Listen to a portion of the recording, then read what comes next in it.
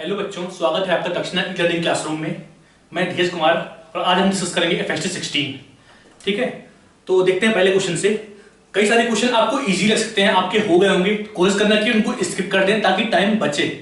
ठीक है, डिस्कस तो हम सारे करेंगे, लेकिन जो आपके हो चुके हों, जहां पे आपको टाइम बचाना हो, बचा सकते, कोई दिक्कत नहीं है। ठीक है, तो फर्स्ट क्वेश्चन देखते हैं। पहला क्वेश्चन क्या है, अपने पास एक स्प्रिंग है जिसकी लेंथ L है। एक स्प्रिंग है जिसकी लेंथ L है अपना, ठीक है, और इसको x और x खींचा गया, इसको स्टार्टिंग में x खींचा है इसको यहां तक। ठीक है, अब बोल रहे हैं इसको x से अगर y और खींचना है तो कितना वर्क करना पड़ेगा। मतलब उस ब्लॉक को खींच के यहां तक लाना है और ये अपना y है, तो कितना वर्क करना पड़ेगा। हम कैसे निकालेंगे इसको, हमें ये तो पता नहीं कि हम फोर्स कितना लगा रहे हैं। हो सकता है कि हाँ तेजी से लाया हूं, हो सकता है कि स्लोली लाया हूं, डिपेंड करता है कि कैसे लाया हूं, लेकिन हमें ये पता है कि स्प्रिंग में कितनी एनर्जी स्टोर्ड है। ठीक है, अगर वर्क निकालो कैसे निकालें, हम जितना वर्क कर रहे हैं पूरी की पूरी एनर्जी के फॉर्म में इस स्प्रिंग में स्टोर्ड है। ठीक है, तो हम क्या करेंगे कि इसमें स्टार्टिंग में कितनी एनर्जी स्टोर्ड है, हम बोलेंगे u i is equal to half k x square. अगर u final is equal to half k, यहां क्या लिखेंगे हम, वाई स्क्वायर नहीं, एक्स प्लस वाई स्क्वायर। क्यों ऐसा, क्योंकि बाद में नेचुरल लेंथ से एक्स प्लस वाई एक्शन है, तो हम बोलेंगे एक्स प्लस वाई का होल स्क्वायर। यहां पे क्या लिखते हैं, कितना एक्सटेंशन है उस टाइम पे। अगर x प्लस वाई है तो x प्लस वाई पुट करेंगे। अगर निकालना w तो क्या बोलेंगे हम, w is equal to u final minus u initial. मतलब कितनी एनर्जी इसमें, कितनी स्टोर्ड एनर्जी चेंज हुई, उतना हमने वर्क किया है, इज इक्वल टू हाफ के, क्या बोलेंगे हम, x प्लस वाई का whole square minus x square. Solve कर लेंगे इसको, कितना है अपना, half k x square plus 2xy, जो कि अपना फोर्थ ऑप्शन है, यही है ना। ठीक है, अब देखते हैं अपना सेकंड क्वेश्चन। सेकंड क्वेश्चन क्या है अपना,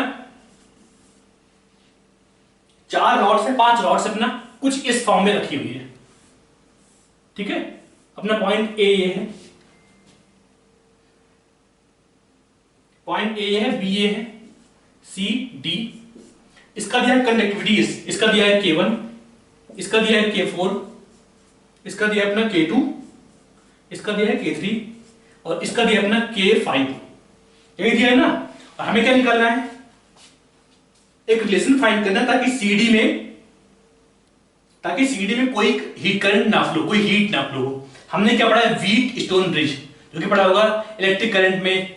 हम क्या बोलते हैं कि हाँ अपने पास 5 रेजिस्टेंस, मान लो एक ऐसे है, एक ऐसे है, एक ऐसे है, एक दूसरा ऐसे है।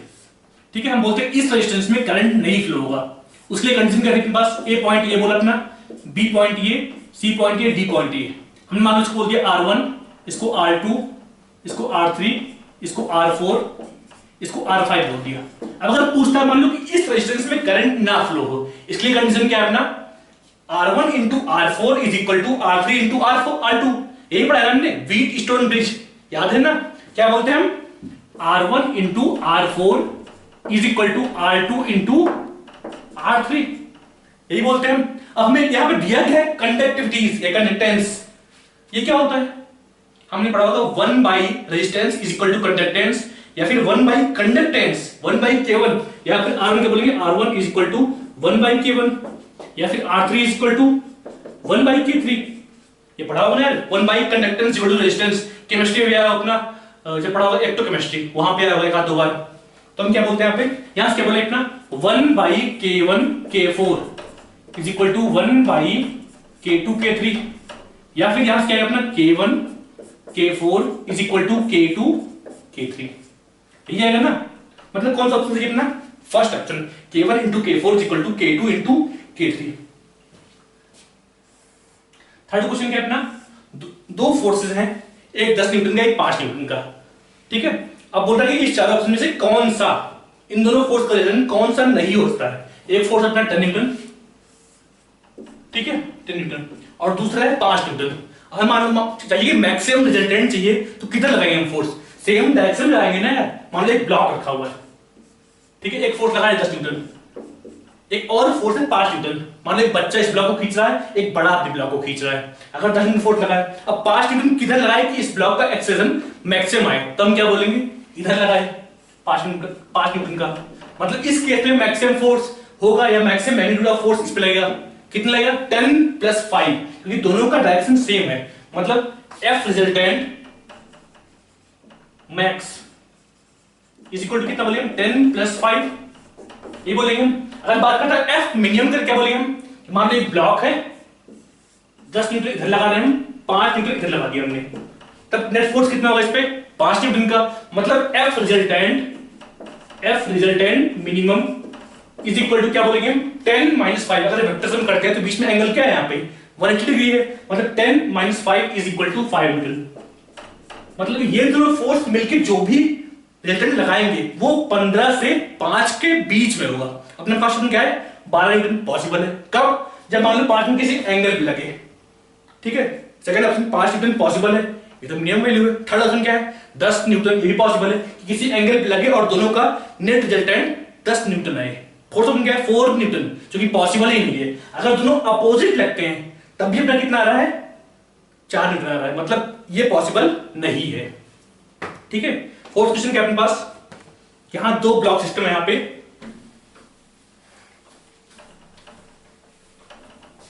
2 ब्लॉक सिस्टम है, एक के ऊपर रखे हुए हैं, एक का मास 4 kg और दूसरे का मास 8 kg है। हमें फाइंड करना है कि कितना फ्रिक्शन फोर्स उन दोनों के बीच लग रहा है, यही फाइंड करना है ना। तो हम सिखाते हैं, पहले देखते हैं यहां 2 ब्लॉक सिस्टम सॉल्व कैसे करते हैं। ठीक है। जब भी अपन देखेंगे 2 ब्लॉक सिस्टम, जो मैं बता रहा हूं उससे सारे क्वेश्चन हो जाएंगे अपने। 2 ब्लॉक सिस्टम में मान लो कि एक ब्लॉक ये है अपना 4 kg का, दूसरा ब्लॉक इसके ऊपर रखा हुआ है, ये इसके ऊपर रखा हुआ है जिसका मास है 8 kg। ठीक है। और इस पे लग रहा है अपना कितना न्यूटन 48 न्यूटन। ठीक है। अब बोल रहा है ग्राउंड स्मूथ है, क्योंकि ग्राउंड स्मूथ है, आपने दिया है यहां पे कोफिशिएंट कितना दिया अपने पास म्यू इज इक्वल टू 0.5, यही दिया अपने पास। ठीक है। हमें फाइंड करना है कि जब ये फोर्स लग रहा है तो उस टाइम पे कितना फ्रिक्शन इन दोनों ब्लॉक्स के बीच में लग रहा है। तो पहले हम क्या करेंगे, फाइंड करना है कि पहले देखना है कि हाँ ये दोनों ब्लॉक साथ में मूव कर रहे हैं कि स्लिपिंग कर रहे हैं। अगर साथ में मूव कर रहे हैं तो फिर फ्रिक्शन फोर्स कौन सा होगा स्टैटिक फ्रिक्शन। अगर साथ में मूव ना कर रहे हो, स्लिपिंग कर रहे हो, ये आपस में स्लिपिंग हो रही हो, तब फ्रिक्शन फोर्स कौन सा होगा काइनेटिक फ्रिक्शन। तो यहां पे देखना है कि हाँ स्लिपिंग हो रही है कि नहीं हो रही, तो ये फाइंड करना है। कैसे करेंगे, कैसे करेंगे हमें निकालना है कि मैक्सिमम पॉसिबल एक्शन क्या हो सकता है इस ब्लॉक का। ठीक है। तो हम क्या बोलेंगे ए मैक्स इज इक्वल टू कैसे निकालेंगे, हमें पता है इस ब्लॉक पे एक ही फोर्स लग रहा है एक्स के अलावा, कौन सा फोर्स फ्रिक्शन फोर्स, और उसकी मैक्सिमम वैल्यू कितनी होती है म्यू इंटू एन। यहां पे एन कितना mg, मतलब a max equal to mu mg by m is equal to mu into g, यहां पे बोलते हैं हम 0.5g। ये क्या है अपना maximum possible acceleration of this block. ये फोर्स कुछ भी हो, इस ब्लॉक का एक्सेलरेशन इससे ज्यादा नहीं हो सकता, ये मान सकते हैं, कोई दिक्कत नहीं। क्या ये फ्रिक्शन फोर्स किस निकाल सकते हैं नहीं, हमें देखना है कि मैक्सिमम वैल्यू लग रही है नहीं लग रही है, स्लिपिंग हो रहा है कि नहीं हो रहा है। ठीक है। अब देखते हैं आप इस केस में ए कितना हो। अगर मान रहे हैं कि if blocks are moving together, if blocks are moving together, तब हम बोलेंगे, तब क्या बोलेंगे ए इज इक्वल टू क्या बोलेंगे, अगर ब्लॉक साथ मूव कर रहे हैं तो फ्रिक्शन फोर्स क्या हुआ, यहाँ पे इंटरनल फोर्स बन गया। यहां पे स्मूथ है, कोई फ्रिक्शन फोर्स नहीं है, कोई और फोर्स है नहीं, मतलब जो ये 48 न्यूटन लग रहा है, हम क्या बोलेंगे a is equal to 48 divide by m total is equal to 48 divide by 12। हमने यहां पे एम टोटल क्यों लिया, क्योंकि जो फ्रिक्शन फोर्स यहां पे है वो तो इंटरनल बन गया। अब ये पूरे कंबाइंड ब्लॉक की तरह वर्क करेगा, मतलब साथ में मूव कर रहा है ये। हमने क्या बोला if blocks are moving together, हम क्या बोलेंगे a is equal to 48 by m total is equal to 12 is equal to 4 metre पर सेकंड स्क्वायर। यहां पे क्या है 4, इससे कम आ रहा है, क्या है 5 मीटर पर सेकंड स्क्वायर, 5 मीटर पर सेकंड स्क्वायर, मतलब जो मैक्सिमम पॉसिबल एक्सेलरेशन है वो इससे ज्यादा है, मतलब ब्लॉक्स में स्लिपिंग नहीं हो रही है। फ्रिक्शन फोर्स इस केस में निकालेंगे, क्योंकि ये ब्लॉक मूव कर रहा है 4 मीटर पर सेकंड स्क्वायर से, कौन मूव कर रहा है इसको फ्रिक्शन फोर्स, तो हम बोलेंगे एफ स्टैटिक। ये मैक्सिमम वैल्यू ऑफ फ्रिक्शन नहीं है, ये स्टैटिक फ्रिक्शन नहीं है। F static is equal to mass of this block into acceleration of this block is equal to 4 into 4 is equal to 16 newton. ये बोलेंगे ना, समझ में आया। अगर मान लो कि हमें स्लिपिंग हो रही होती, ये मान लो फोर्स बोल दिया हमने 100 न्यूटन 200 न्यूटन, कुछ भी बोल दिया, सॉल्वेंट बोल दिया, तब कैसे निकालेंगे कि हाँ ए मैक्स कितना है, ए मैक्स सेम होगा। लेकिन जो ए आए यहाँ पे, अगर ब्लॉक्स मूव टुगेदर कर रहा है, साथ मूव कर रहा है, तो हम क्या बोलेंगे ए इस केस में 100 बाई m टोटल, 100 बाई 12 करेंगे। अगर मान लो 100 होता तो 100 बाई 12 जो आता वो 5 से बड़ा आता, मतलब ब्लॉक्स साथ में मूव नहीं कर रहे हैं, ब्लॉक्स अलग अलग मूव कर रहे हैं। उस केस में जो फ्रिक्शन फोर्स होगा अपना कितना होगा, म्यू mg, मतलब maximum value of friction force होगा। और ब्लॉक का, इस ब्लॉक का एक्सीलरेशन कितना आएगा, इतना आएगा। इस ब्लॉक कितना आएगा, कुछ और आएगा, क्योंकि स्लिपिंग हो रही है यहाँ पे। ठीक है,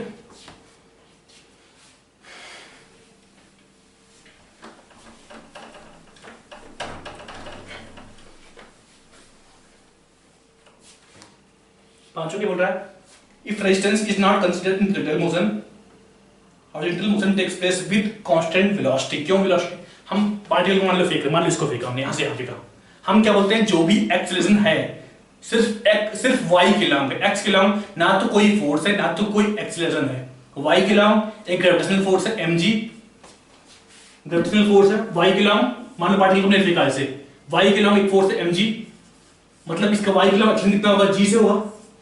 लेकिन x के लॉन्ग अगर रेजिस्टेंस मान नहीं, मतलब x के लॉन्ग कोई फोर्स नहीं है, अगर x के लॉन्ग कोई फोर्स नहीं है मतलब एक्सीलरेशन नहीं है, अगर एक्सीलरेशन नहीं है मतलब वेलोसिटी उसकी कांस्टेंट रहेगी। ठीक है, सिक्स क्वेश्चन क्या है, dependence of acceleration due to gravity on distance r from centre of, distance r from centre. ठीक है, हमने क्या पढ़ा होगा, एक पढ़ा होगा electric field, variation of electric field in a solid sphere, variation of electric field in a solid sphere क्या है था उस केस में, यहाँ पे अपना क्या था कि सॉलिड स्फीयर है। ठीक है, यहां डिस्टेंस r बोल दिया, मान लो r, ये अपना r है। अगर बोल रहे हैं r लेस देन r है, r यहाँ कैपिटल r क्या है, इसका रेडियस है, तो हम क्या बोलते हैं, E इज इक्वल टू क्या बोलते हैं, K Q R by R cube, यही बोलते हैं। अगर r बड़ा हो तो r सब क्या बोलते हैं, नॉर्मली ये पॉइंट चार्ज तरह वर्क करता है, अगर r बड़ा हो तो हम क्या बोलते हैं, E इज इक्वल टू उस केस में के क्यू बाई आर स्क्वायर। याद है ना यार, ये अब हमने बोला था कि उससे कंपेयर निकालते हैं ग्रेविटेशनल फील्ड या ग्रेविटेशनल, ठीक है, ग्रेविटेशनल फील्ड निकालते हैं, तो हम बोलते हैं G इज इक्वल टू इस केस में कितना होता है, G m r by r cube. याद है ना यार, ये पढ़ा होगा।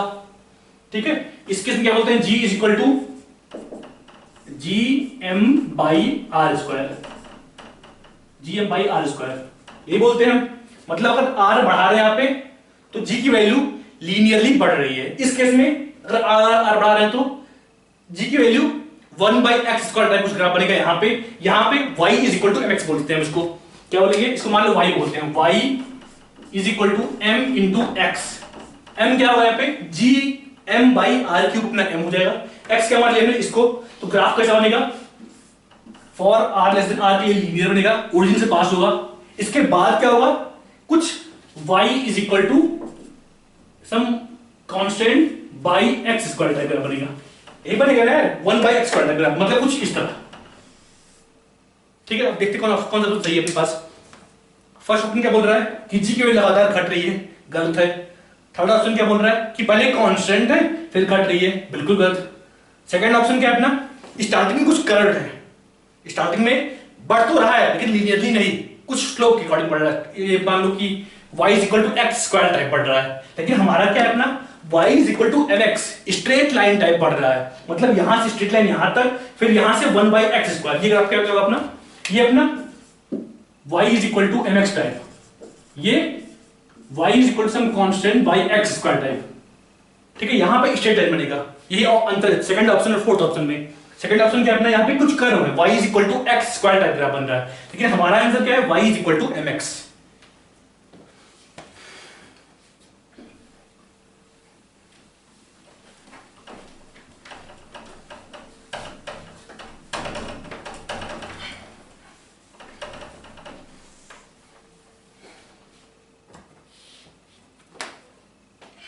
सातवां क्वेश्चन क्या है अपने पास, दो टैप है अपने पास, एक से गर्म, मान लो एक टैप यहां पे है, एक टैप यहां पे है। ठीक है, एक से गर्म पानी निकलता है, इसका टेम्परेचर कितना है 100 degree Celsius.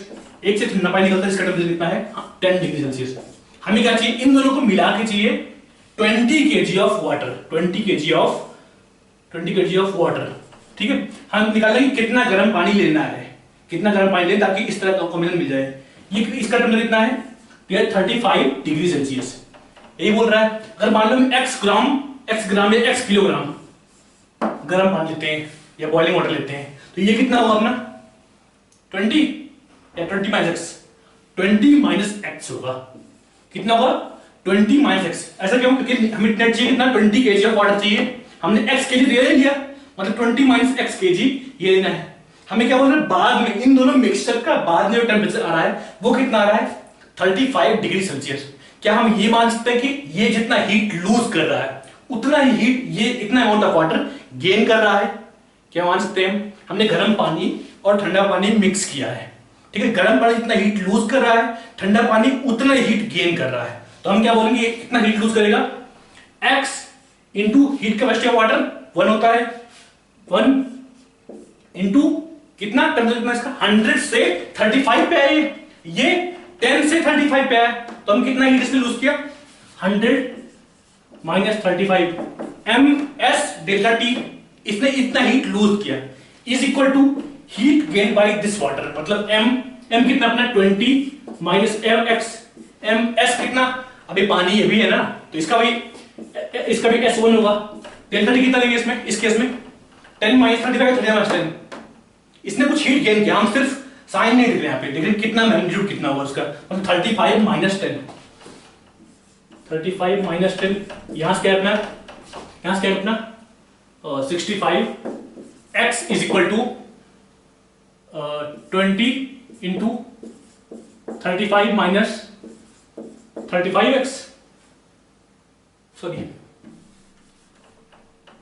25 into 20 minus 25x, यहां से अपना 80x 90x is equal to 500, या फिर x is equal to 500 by 9, कितना आया अपना सब 5.6 टाइप 5.6 kg, ये x क्या है, मतलब इतना किलोग्राम ये वाटर लेना पड़ेगा, और 20 माइनस 5.6 इतना ठंडा पानी लेना पड़ेगा, और इन दोनों को मिला के हम एक वाटर बनाएंगे 20 kg 35 डिग्री सेल्सियस पे। अगला क्वेश्चन देखते हैं, 8th क्वेश्चन। हमें दिया radius of sphere r is equal to 5.3 plus minus 0.1 centimetre. हमें फाइंड करना है परसेंटेज एयर इन वॉल्यूम। हमें ये पता है v is equal to v of sphere is equal to 4/3 pi r cube, ठीक है, पाई r क्यूब। अगर मान लो इसको डिफरेंशिएट करते हैं r के रेस्पेक्ट में, हम क्या बोलेंगे dv by dr is equal to क्या बोलेंगे हम 4 3 यहां से 4/3 पाई r स्क्वायर इंटू 3, ये होगा ना यार, ठीक है। यहां से क्या आएगा dv is equal to 4 pi r square dr, यही हो। हमें क्या निकालना है परसेंटेज एरर इन वॉल्यूम, मतलब delta b by v into 100 निकालना है। हमें क्या मिल गया, dv मिल गया, बाई वॉल्यूम करेगा मतलब बाई v, तो यहां भी करेंगे बाई 4/3 पाई r क्यूब, यही करेंगे ना।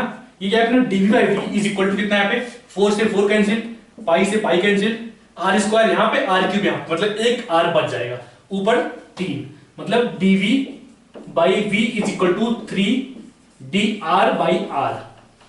वैसे कोई दिक्कत नहीं है, मतलब 3 इंटू 0.1 डिवाइड बाई 5.3 जो दिया अपना, ये अपना dr दिया है, ये अपना रेडियस दिया है, मतलब dr by r 0.1 by 5.3 into 3, ये क्या अपना d बाई v। हमें निकालना परसेंटेज एरर, मतलब into 100 percentage d by v, मतलब कौन सा ऑप्शन सही अपना second option 0.1 by 5.3 into 100 into 3, ठीक है। 9th क्वेश्चन क्या अपने पास, एक हेक्सागोनल रिंग है, ठीक है, वायर का जो बना हुआ है, और वो एक वाटर सरफेस पे रखा हुआ है। हमें क्या निकालना है यहाँ पे, amount of force needed to pull out the regular hexagon made of wire। मतलब एक वायर से हेक्सागन बना हुआ है कुछ इस तरह, ठीक है। हम एक वाटर सिलेंडर रखा हुआ है, उसको पुल करने में कितना फोर्स लगाना पड़ेगा, यही करना है। अब हम डिफरेंस देखेंगे रेगुलर हेक्सागन अगर वायर का बना हो तब क्या होगा, अगर प्लेन सॉलिड बना हो, प्लेट से बना हो हेक्सागन और वो वाटर सिलेंडर सरफेस पे लगा हो तब कितना फोर्स लगाना पड़ेगा। दोनों केस में देखेंगे अलग अलग। यहां पे दिया अपना वायर।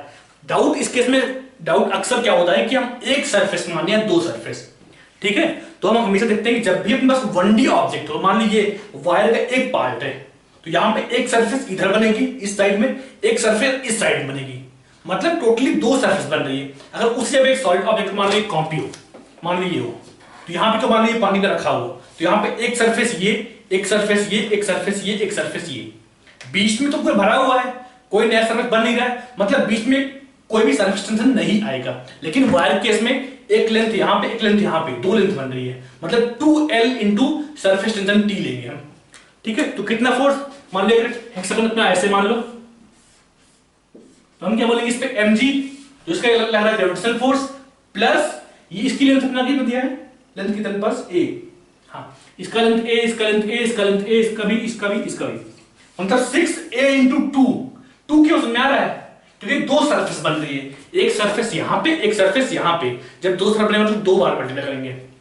ठीक है। तो हम क्या है यहाँ पे mg plus 12 into surface tension T into length of the side, ये कितना, इतना फोर्स लगाना पड़ेगा ताकि हम इस वायर फ्रेम को लिफ्ट कर सकें,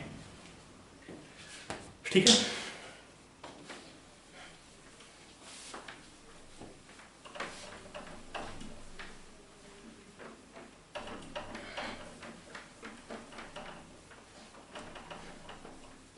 टेंथ क्वेश्चन क्या है, एक रॉड है, ठीक है, एक रॉड है जो कि यूनिफॉर्म नहीं है, जिसका लैम्डा या म्यू वेरी कर रहा है, mu is equal to lambda into x square, ये गिवन है हमें फाइंड करना है इस रॉड का सेंटर ऑफ मास कहां लाई करेगा, ठीक है। तो हमें क्या पता है, सेंटर ऑफ मास बोलते हैं, एक्स सेंटर मास बोलते हैं। मान लो रॉड ऐसे रखा हुआ है, ऐसे रखा हुआ मान लो, इसका लैम्डा वेरी कर रहा है इस तरह, तो इसको बात बोलते हैं हमने एक्स इक्वल 0, हमें फाइंड करना है इसका एक्स सेंटर ऑफ मास कहां होगा। हम क्या बोलते हैं, एक्स सेंटर ऑफ मास क्या बोलते हैं, x centre of mass is equal to कैसे निकालते हैं, x dm by integral dm, ये हमने पढ़ा होगा, ठीक है। अब डीएम कितना होगा, एक मान एलिमेंट लिया, यहां से एक्स जाके एक एलिमेंट लिया डीएक्स लेंथ का, ठीक है। तो इसका मास कितना होगा, लैम्डा दिया है, लैम्डा सॉरी म्यू दिया है, lambda into x square, lambda constant है, यहाँ पे म्यू वेरिएबल है, हम क्या बोलेंगे dx सॉरी डीएम कितना बोलेंगे, dm is equal to mu into dx, mu is equal to lambda x square into dx बोलते हैं हम। तो यहां से क्या है अपना is equal to x into lambda x square dx divide by dm कितना अपना, यही डीएम है यार, लैम्डा एक्स स्क्वायर डीएक्स, ठीक है। इसको सॉल्व कर, लैम्डा से लैम्डा कैंसिल अपना, यहां पे कितना आएगा, एक्स कहां करना है, ये 0 से L तक वैरी कर रहा है, 0 से L तक कितना है अपना, एक्स क्यूब का इंटीग्रेशन कितना होगा, एक्स क्यूब का इंटीग्रेशन कितना होगा, याद नहीं है क्या, हम क्या बोलेंगे एक्स क्यूब का एक्स की पावर 4 बाई 4 कहां से कहां, 0 से L, ये एक्स स्क्वायर कितना आएगा, एक्स स्क्वायर का एक्स की power 3 by 3, x power 3 by 3 कहां से कहां अपना, 0 से L, कितना हुआ फिर एक्स पावर 3 बाई 3 कितना हुआ, ये is equal to 3L by 4, मतलब यहां से 3L बाई 4 लेंथ पे कहीं सेंटर ऑफ मास होगा। वैसे हम देख के बोल सकते हैं कि हाँ सेंटर ऑफ मास, जो सेंटर रॉड का एक्चुअल सेंटर उससे कहीं इधर ही लाई करेगा, क्योंकि बाद में म्यू बढ़ रहा है, जैसे जैसे दूर जा रहे रॉड मोटी होती आ रही है, स्टार्टिंग में रॉड पतली है, एक्स 0 पे रॉड बहुत पतली है क्योंकि उसका म्यू कम है। 11th क्वेश्चन क्या अपने पास, एक बॉडी है, एक पार्टिकल है जिसका A is equal to K T दिया है, क्वेश्चन में मिसप्रिंट है, यहां पे दिया है मूविंग अंडर कांस्टेंट एक्सीलरेशन, अगर A कांस्टेंट तो A is equal to K T कैसे होगा यार, गलत है ना यार, मतलब A is equal to constant नहीं है, A is equal to K T, time का एक फंक्शन है, टाइम के साथ लीनियरली वेरी कर रहा है, हमें निकालना उसका velocity and displacement as a function of time. हमें पता है a इज इक्वल टू करते हैं हम dv by dt is equal to kt, यहां से dv is equal to kt dt, integrate किया इसको जीरो से, जब v is equal to zero तो टाइम जीरो, जब v is equal to v तो टाइम t बोल दिया हमने, यहां से क्या किया हम v is equal to kt square by 2। ठीक है, अब v क्या होता है अपना, v क्या होता है ds by dt, ds by dt is equal to kt square by 2। ठीक है, यहां से ds is equal to kt square by 2 dt, integrate किया, जब t जीरो तो s जीरो, जब t t पे तो s कितना है, हमने s बोल दिया, तो यहां से क्या है अपना s इज इक्वल टू कितना आएगा kt square, k constant 2 constant, k by 2 बाहर ले लिया हमने, t स्क्वायर का इंटीग्रेशन कितना आएगा t के पावर 3 बाई 3, मतलब k by 2 t power 3 by 3, यानी बोलते हैं k t पावर 3 बाई 6, मतलब कौन सा सही है लास्ट ऑप्शन, मतलब v is equal to kt square by 2 last में जो दिया है, और s is equal to kt power 3 by 6।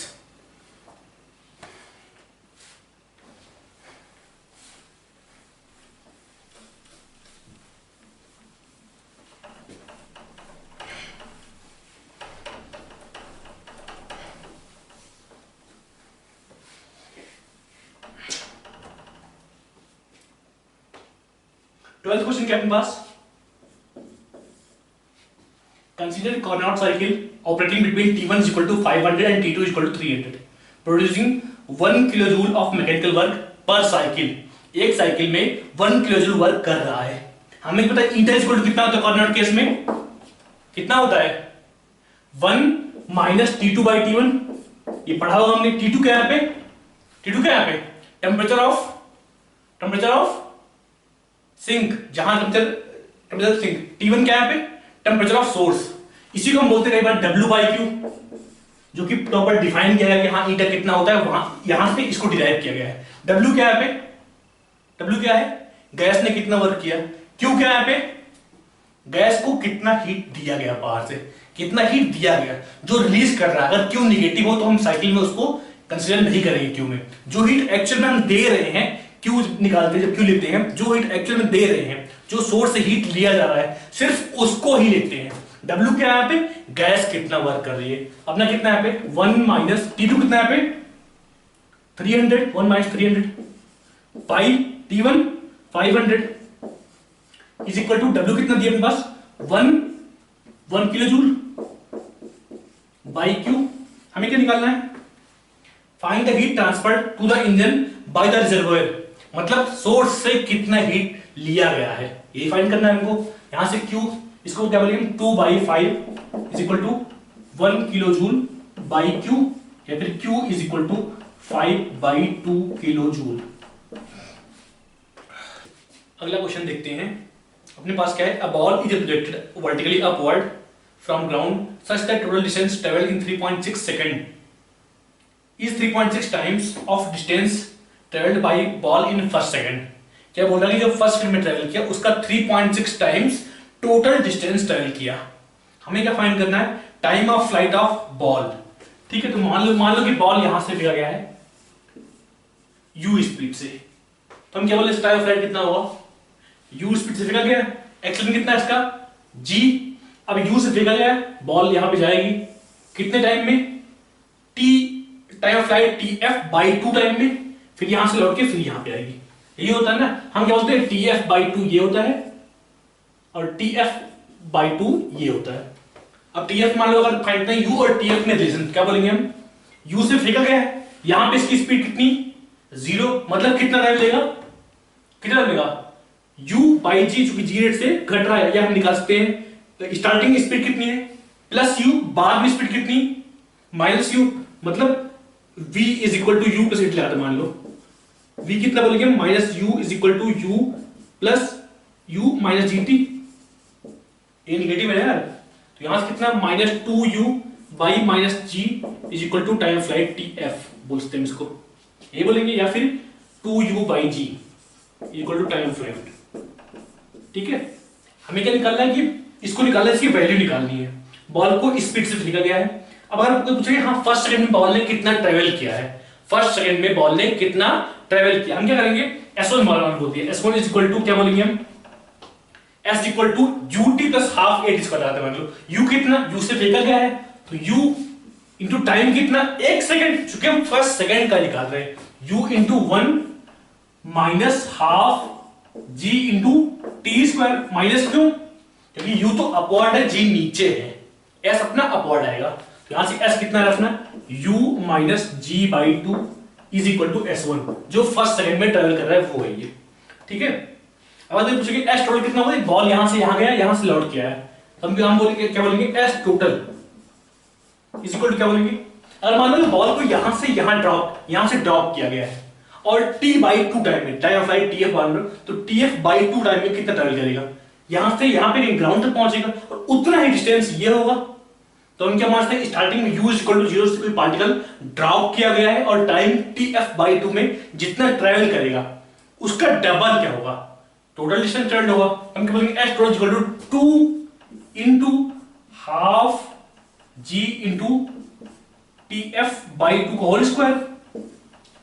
देखो बॉल मान लो यहां से ड्रॉप किया गया, हमें क्या पता कि बॉल जितने टाइम में यहां से यहां पहुंचा उतने ही टाइम में यहां से ग्राउंड पहुंचेगा, ठीक है, मतलब ये डिस्टेंस इक्वल, ये टाइम इक्वल, हम क्या कर रहे हैं कि ये डिस्टेंस निकाल रहे हैं और उसी को डबल से मल्टीप्लाई कर दे रहे हैं, ठीक है, तो s equal to into half ji T square, तो ये कितना है अपना इज इक्वल टू जी, 2 से 2 cancel, ji T square by 4, ये होना है। अब ये बोल रहा है कि ये डिस्टेंस जो है इसका 3 पॉइंट कितने टाइम्स है, 3.6 टाइम्स, मतलब 3.6 into U minus G by two is equal to G T square by 4। पता है यहां तक हमें u देखना है कि हाँ u को भगाना है और टाइम फ्लाइट t निकालना है, तो यहां से ना u पुट करते कितना आएगा, u कितना है, यहां से u is equal to T into G by two, u is equal to T into G by two, तो यहां से 3.6 इंटू u को दिया ना T G by two, T G by two minus G by two is equal to G T square by 4, यहां से g से g cancel, solve करने में क्या है अपना कितना आएगा 7.2 into T minus 1 is equal to T square, ये आएगा। अब अगर चाहो तो इसको ऑप्शन में पुट करके चेक कर लो, ऑप्शन क्या है अपने पास है 2.4 सेकंड, पुट करते हैं 2.4 minus 1 into 7.2 is equal to 2.4 का स्क्वायर आना चाहिए, नहीं आ रहा है, फिर पुट करते हैं 3 सेकंड, फिर पुट करते हैं 6 सेकंड, जो हम 6 पुट करते हैं अपना आंसर आ रहा है, ठीक है। ऑप्शन पुट करना यहाँ पे इजी है, क्वाड्रेटिक सॉल्व करना काफी डिफिकल्ट पड़ेगा, ठीक है, तो यहां से अपना जो भी आएगा t is equal to 6 second, solve quadratic काफी डिफिकल्ट बनेगा इसलिए हम अवॉइड कर रहे हैं, चाहो तुम सॉल्व कर सकते, कोई दिक्कत नहीं है, ठीक है।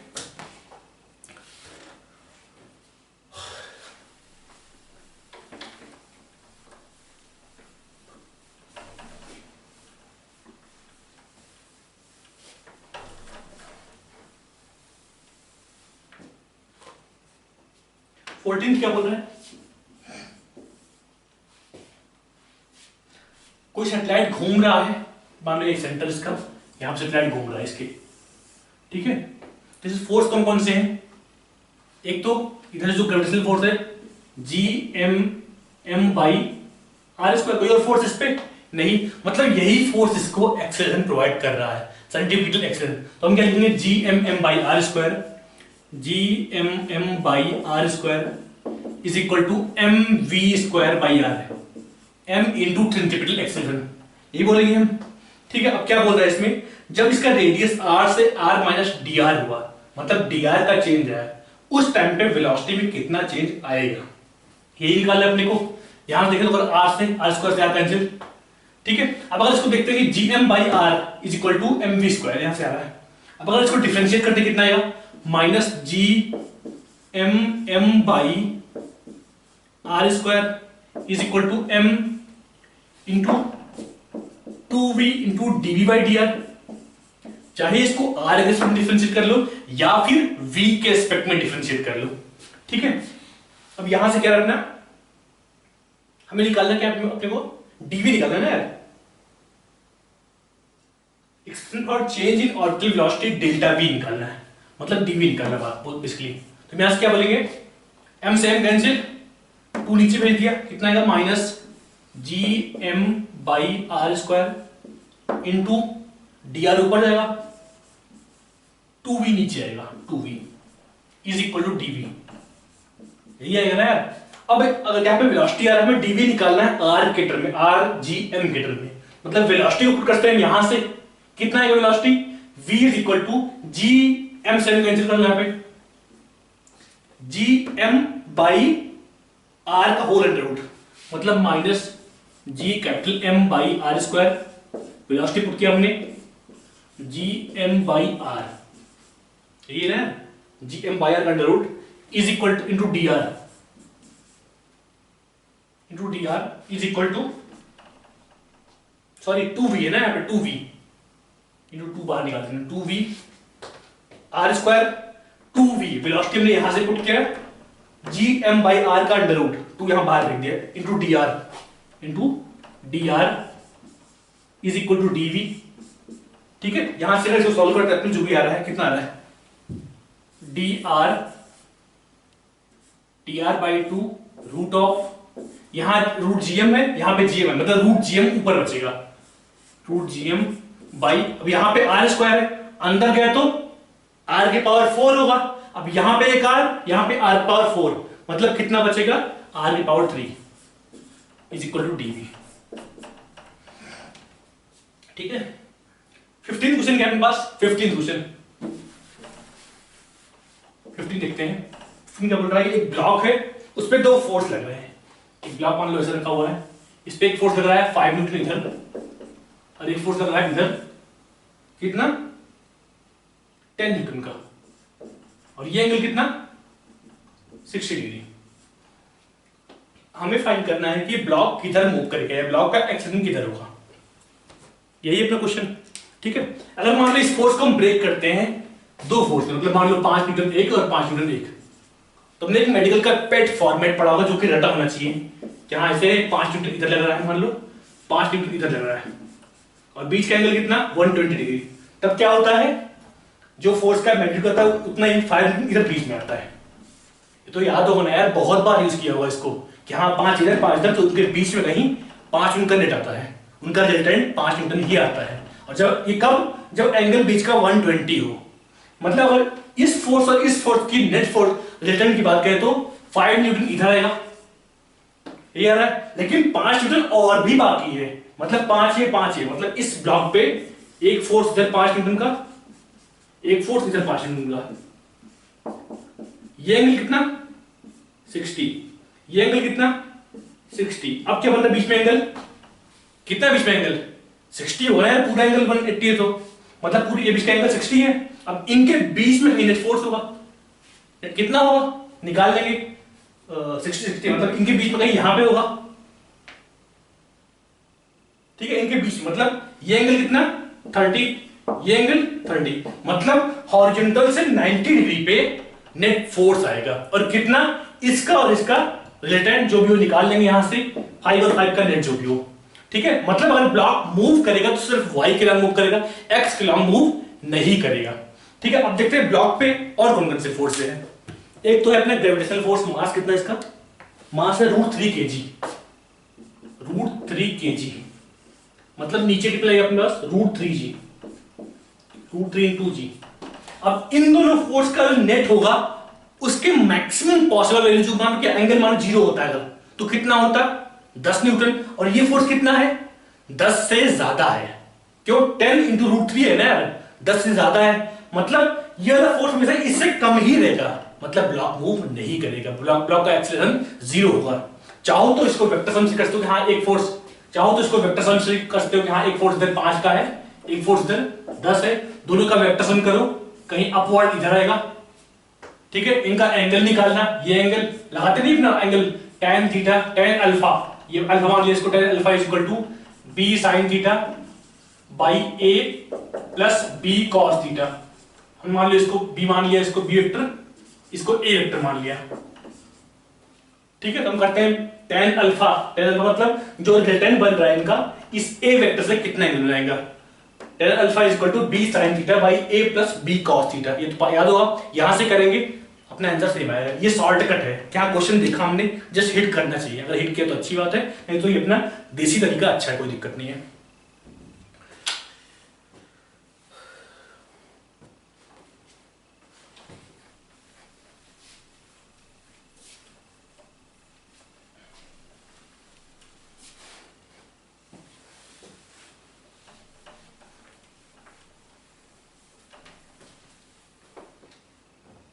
सिक्सटीन क्या है अपना, एक ब्लॉक है जो यहां से स्लाइड किया, पहले ब्लॉक है या पार्टिकल क्या है,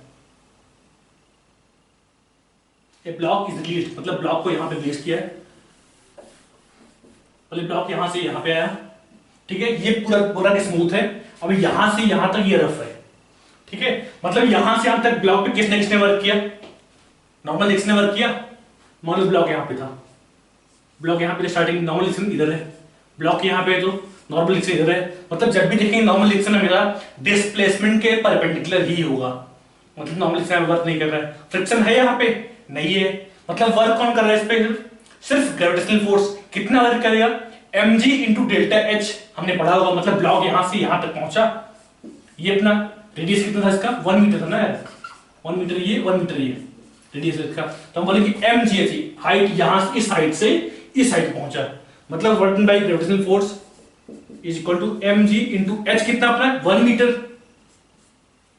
ठीक है। अब ब्लॉक यहां से अगर यहां पहुंचा, बोल रहा है कि 3 मीटर ट्रेवल किया और 3 मीटर ट्रेवल करके रुक गया, ये अपना 3 मीटर है, ट्रेवल किया और रुक गया, इसका फ्रिक्शन फोर्स कितना होगा, क्योंकि ब्लॉक मूव कर रहा है, फ्रिक्शन फोर्स कौन सा होगा, काइनेटिक फ्रिक्शन, कितना होगा म्यू mg, और बात करते हैं work done by friction force is equal to mu mg force हो गया इनटू डिस्प्लेसमेंट, यहां से ब्लॉक यहां पहुंचा है, मतलब 3 मीटर का, ये क्या अपना work done by friction, positive की नेगेटिव, पॉजिटिव की नेगेटिव, अगर फ्रिक्शन पीछे है यहां पे एफ के काइनेटिक फ्रिक्शन और ब्लॉक आगे मूव कर रहा है, ब्लॉक आगे मूव कर रहा है, फ्रिक्शन पीछे है, मतलब work done by friction force must be negative, ठीक है। अब ब्लॉक यहां पे रेस्ट में था, यहां पे रेस्ट में था, हम लगा क्या लगाएंगे, क्या लगाएंगे वर्क एनर्जी थ्योरम, हम क्या बोलेंगे work done by all forces is equal to delta K total change in kinetic energy, ऐसे कितना वर्क डन बाय एनर्जी कितना mg into 1 minus work done by friction mu mg into 3 mu mg इसको बोल दिया is equal to 0, यहां से कितना mu is equal to 1/3,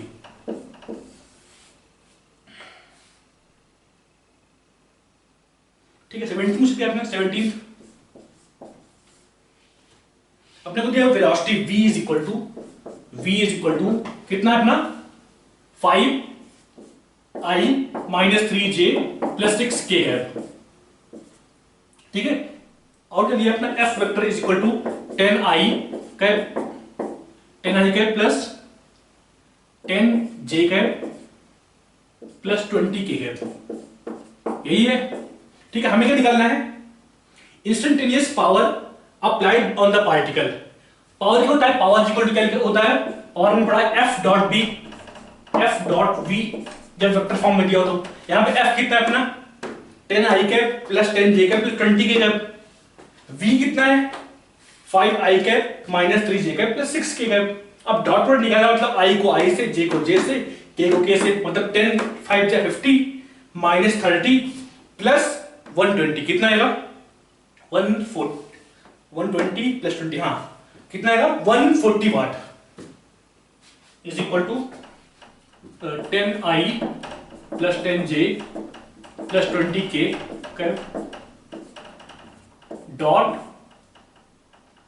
dot कितना 5i cap minus 3j cap plus 6k cap is equal to 140 वाट।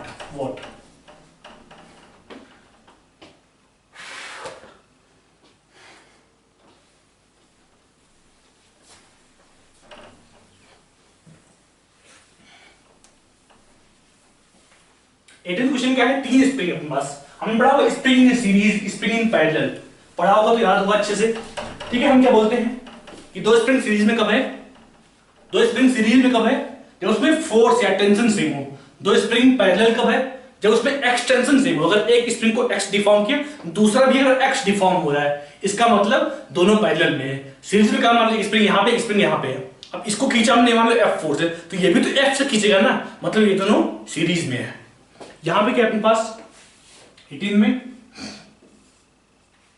एक spring यहां पे, फिर इसको इससे दो स्प्रिंग लगा यहाँ पे, एक स्प्रिंग यहां पे, एक स्प्रिंग यहां पे है, और इन दोनों से एक ब्लॉक लगा हुआ है, जिसका मतलब इसका भी स्प्रिंग कांस्टेंट के, इसका भी के, इसका भी के। ये दोनों स्प्रिंग आपस में सीरीज में पैरेलल में, सीरीज है पैरेलल। अब इसको x खींचे मान लो, तो ये भी x खींचेगा, ये भी x खींचेगा, मतलब दोनों पैरेलल में। पैरेलल क्या करते हैं हम, के इक्विवेलेंट इन दोनों कितना होगा, इन दोनों कितना होगा इक्विवेलेंट, जब हम बोलते हैं पैरेलल में तो K equivalent equal to k1 plus k2 plus k3 plus, ऐसे ही करते हैं ना यार। अब यहां पे दोनों पैरेलल में, मतलब K equivalent equal to k plus k equal to k। अब ये पूरा कंबाइंड सिस्टम और ये सीरीज में या पैरेलल में, अगर मान लो इसको F फोर्स से खींचेगा, इस पे F फोर्स लग रहा है, तो वही फोर्स इस पे यहां तक ट्रांसफर होगा, मतलब ये पूरा कंबाइंड सिस्टम और ये दोनों पैरेलल में, दोनों सीरीज में होंगे। हम क्या बोलेंगे सीरीज में, सीरीज के लिए ये किसके लिए है, ये जब पैरेलल हो तो, जब सीरीज में हो तो K equivalent equal to k1 plus k2 plus k3, ये कब होगा जब सीरीज में हो तो। यहां पे क्या अपना एक, इन दोनों कंबाइंड सिस्टम का कितना स्प्रिंग कांस्टेंट 2k है, मतलब k इक्विवेलेंट इक्वल टू, इस केस में कितना होता है, सॉरी इस केस में होता है 1 by k equivalent equal to 1 by k1 plus 1 by k2 plus 1 by k3, इस तरह इस सीरीज के लिए पूरा। ठीक है, हमें निकालना है 1 बाई k, इन तीनों कंबाइंड निकालना है k इक्विवेलेंट कितना होगा। तो हम क्या बोलेंगे 1 by k equivalent equal to, इसका पूरा सिस्टम कितना है 2k है, प्लस इसका, मतलब 1 by 2k plus 1 by k। यहां से क्या करना है, k equivalent is equal to 2k by 3। हमें क्या निकालना है यहाँ पे, what will be time period. Time period कितना होता है, टाइम पीरियड हम क्या बोलते हैं, time period t, time period t is equal to 2 pi under root m by k, यही बोलते k इक्विवेलेंट बोलते इसको, मान लो k इक्विवेलेंट कितना है 2k बाई 3, मतलब 2 pi under root m by 2k by 3 is equal to 2 pi under root 3k by 2, 3m by 2k, 3m by 2k। कौन सा ऑप्शन है अपना, third option, 2 pi under root 3m by 2k।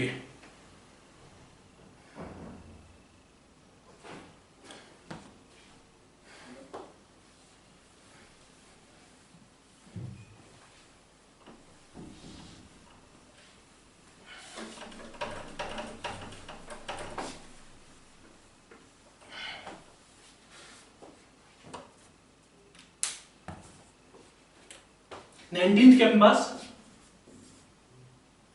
a force on a particle of mass 2 kg changes its velocity from 1I plus 2j to 4I plus 6j worked by force in this process। हमें निकालना है कि एक particle है जिसकी velocity vi कितना, अपना vi is equal to 1I I plus 2j बोलते हैं इसको। ठीक है, बाद में v फाइनल कितना बोल रहे हैं, v final is equal to 4I plus 6j। यही अपने पास, हमें क्या निकालना है, कितना उस पर वर्क किया गया। हम क्या बोलते हैं, work is equal to change in kinetic energy, delta kinetic energy. कोई और फोर्स था नहीं यहाँ पे, एक ही फोर्स है, उसी का वर्क पूछा है। हम क्या बोलेंगे, half m v final square minus half m vi square equal to m कितना इसका 2 kg, मतलब half into 2 into v final का स्क्वायर। फाइनल कितना हुआ यहाँ पे, v का मैग्नीट्यूड, मतलब 6 का स्क्वायर प्लस 4 का स्क्वायर कितना होगा 52, मतलब 52 माइनस 2 का स्क्वायर प्लस 1 का स्क्वायर 5, 2 से 2 कैंसिल, कितना है अपना 47 जूल।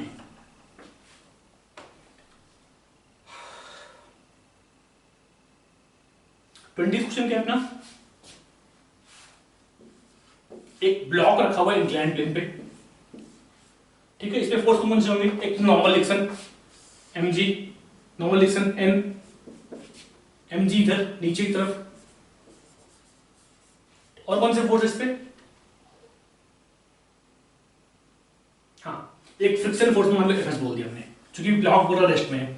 अगर ब्लॉक रेस्ट में है हम क्या बोले, मतलब mg Fs n तीनों फोर्स आपस में बैलेंस करेंगे, तीनों फोर्स का रिजल्टेंट 0 है क्योंकि ब्लॉक मूव नहीं कर रहा है, ठीक है।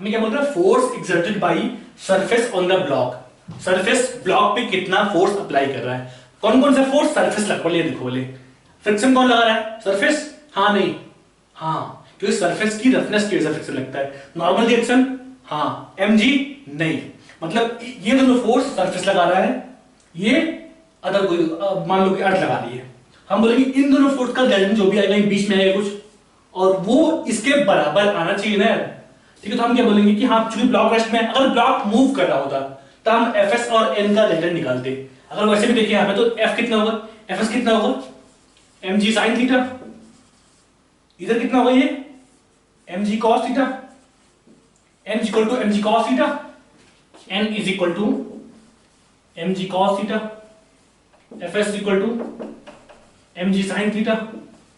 हमें इन दोनों फोर्सेस का रिजल्टेंट फाइंड करना है, कितना होगा, mg बाहर निकाल दिया, cos square plus sin square equal to 1, मतलब कांटेक्ट फोर्स या force applied by surface is equal to कितना होगा, mg।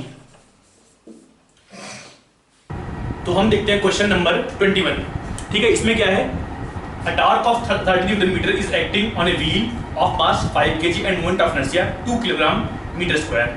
If wheel starts rotating from rest, then its angular displacement in 10 second will be, हमें क्या दिया यहाँ पे, torque दिया अपने पास, torque tau is equal to 30 Newton meter, और क्या दिया अपने पास, एक तो मास दिया है, मास क्या काम पड़ेगा देखते हैं, लिख लेते कुछ दिए, मास इज इक्वल टू कितना है 5 kg, और क्या दिया अपने पास, मोमेंट ऑफ इनर्शिया I दिया है, I is equal to 2 kilogram metre square, और क्या दिया है, दिया कि 10 सेकंड में कितना एंगुलर डिस्प्लेसमेंट होगा, बेसिकली हमें क्या निकालना है, यहाँ पे थीटा निकालना है, तो हम क्या बोलेंगे, theta is equal to omega naught T plus half alpha T square. Omega naught पता है हमको, स्टार्टिंग में 0 था, टी दिया है कि 10 सेकंड में निकालना है, अल्फा कैसे निकालेंगे, तो देख दिया कि torque tau is equal to 30 newton metre, I दिया हम क्या पता है, torque tau is equal to I alpha, या फिर 30 newton metre is equal to I कितना 2 kilogram metre square into alpha, यहां से आपका अल्फा कितना आएगा, alpha is equal to 30/2 is equal to 15 आएगा, ठीक है। अगर अल्फा यहां पर करते हैं, ओमेगा कितना 0 है स्टार्टिंग में, मतलब 0, थीटा इज इक्वल टू क्या बोलेंगे फिर, हाफ इंटू 15 इंटू 10 स्क्वायर, कितना होगा ये 750 रेडियन, 750 रेडियन। अगर कई बार ये याद ना हो, हम देखते हैं कि F is equal to U T plus half A T square, तो यहां से कंपेयर कर लेंगे, जब भी बात इस तरह की आएगी, जब भी एंगुलर डिस्प्लेसमेंट या ओमेगा या जब भी इस तरह की बात आएगी, अपन इससे कंपेयर कर लेंगे, यहां से इससे v is equal to U plus A T, u equal to U plus A T, V square minus U square equal to 2as, ये तीनों है, और तीनों पर डिक्टो यहां से कंपेयर कर लेंगे, जैसे यहाँ पे s होता है, यहाँ पे थीटा होता है, यहाँ पे u, यहाँ पे ओमेगा नॉट, यहाँ पे t, यहाँ पे t, यहाँ पे a तो यहाँ पे अल्फा, यहाँ पे v तो यहाँ पे ओमेगा फाइनल, ठीक है। उसी अकॉर्डिंग हम कंपेयर कर लेंगे, जब भी बात है, जब भी याद ना हो, मुझे खुद भी याद नहीं होता अक्सर, तो इसलिए मैं यहां से कंपेयर करता हूं, ठीक है। अगला क्वेश्चन क्या है 22, time period of particle in simple harmonic motion is equal to time between, हाँ मतलब बोला कि टाइम पीरियड क्या होगा, अगर बोला कि जब जो टाइम पीरियड है वो किसी पॉइंट पर अगर पार्टिकल 2 बार दिख रहा है तो वो टाइम पीरियड है, ऐसा बोल रहा है क्वेश्चन में, तो वो दोनों पॉइंट्स कौन कौन से होंगे, मान लो कितना, ये कौन सा क्वेश्चन है, ये 21 था बस, ठीक है। बोल रहा है कि टाइम पीरियड मान लो ऐसे, मान लो पार्टिकल ये अपना x इक्वल टू 0 है, मान लो ये एक्सट्रीम है, ये x इक्वल टू 0, ये प्लस है और ये माइनस है, और ऐसे में यहां से यहां कर रहा है। अगर बात करते हैं मान लो यहां की, अगर मान लो कि एक पॉइंट ये मानते हैं, यहां से यहां गया और यहां से यहां लौट के आया, 2 बार यहां पे अपीयर हो रहा है। क्या ये टाइम पीरियड हुआ? नहीं। टाइम पीरियड क्या होता है कि पार्टिकल पूरा का पूरा साइकिल एक बार घूम के फिर उसी पोजीशन पे आ गया, उसकी वेलोसिटी सेम, उसका एक्सेलरेशन सेम और उसका मीन पोजीशन से डिस्प्लेसमेंट सेम, तब हम बोलेंगे एक टाइम पीरियड हो चुका है। ठीक है, अगर पार्टिकल घूम के यहां से यहां लौटा तो इसकी वेलोसिटी सेम नहीं है, वेलोसिटी अपोजिट डायरेक्शन में है। ऑल्दो ए सेम है, डिस्प्लेसमेंट है, लेकिन वेलोसिटी अपोजिट डायरेक्शन में है। अगर बात करें यहां से मीन पोजीशन से लौट के फिर से मीन पोजीशन पे आए, यहां से लौट के यहां पे आए, तब क्या हुआ? तब भी वेलोसिटी अपोजिट है। अगर बात करते हैं एक्सट्रीम की, तो यहां पे इसकी वेलोसिटी 0, एक्सेलरेशन इधर की तरफ। अगर पार्टिकल यहां से गया यहां तक और फिर लौट के यहीं पे आया, मतलब displacement same, acceleration same, velocity same, मतलब हम उसको टाइम पीरियड बोलेंगे। मतलब जब भी पार्टिकल किसी एक्सट्रीम पोजीशन पे एक बार था, दोबारा जितने टाइम बाद फिर से आया, उसको हम बोलेंगे एक टाइम पीरियड। मतलब कौन सा ये एन एक्सट्रीम पोजीशन। ठीक है, 23 क्या है?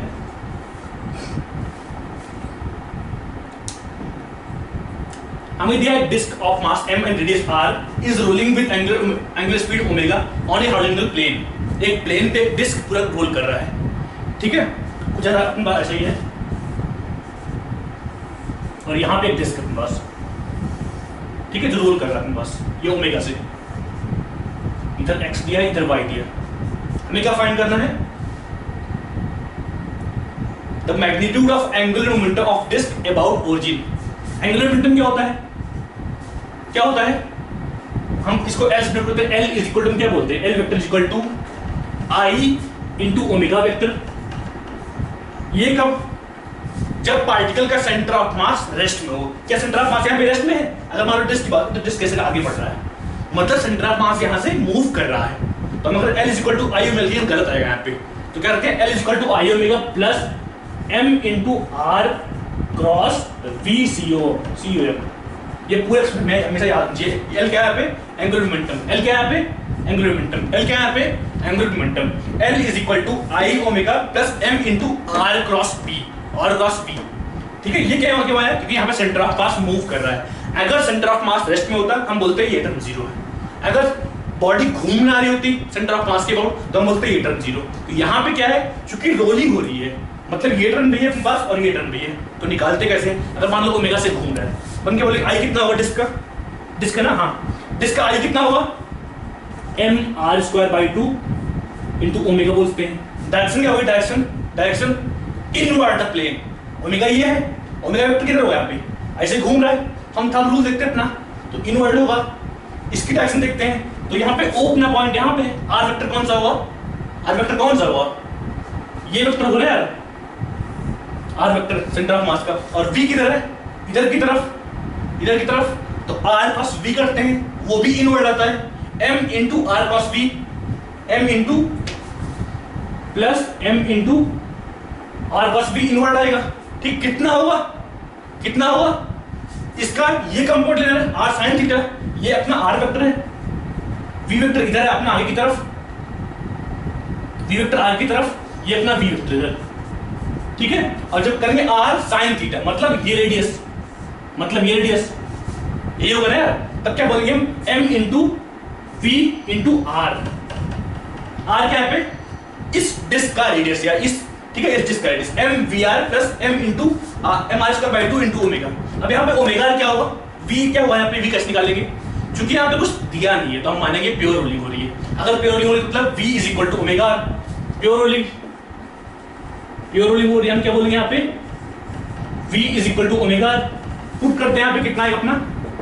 M R square by 2 into omega plus M into omega R into R, या फिर 3/2 M R square into omega. ये होगा ना, कौन सा सही है? 3/2 M R square into omega, third option.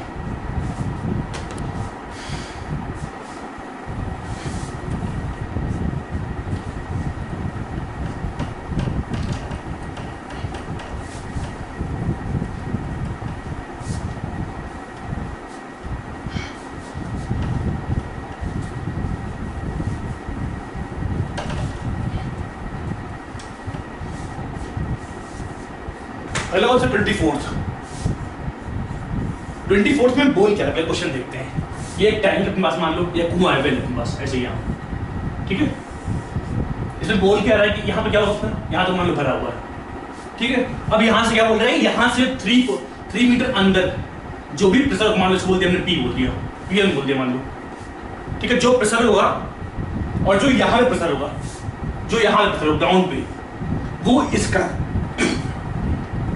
Sorry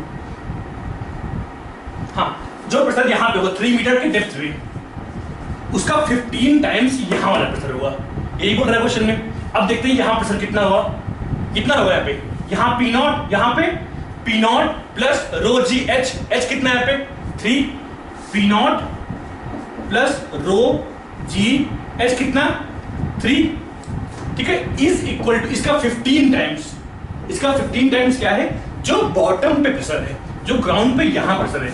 अब देखते हैं यहाँ मान लो इसको हमने हाइट को एच बोल दिया, मान लो इसको एच बोल दिया, तब प्रेशर कितना होगा यहाँ पे पी नॉट प्लस रो जी एच, ये होगा ना यार। एच कितना लेंगे यहाँ पे नहीं दिया, जो निकालना है हमको डेप्थ निकालनी है वेल की ना, तो हम क्या बोले इस केस में is equal to P naught plus rho ji H, ठीक है।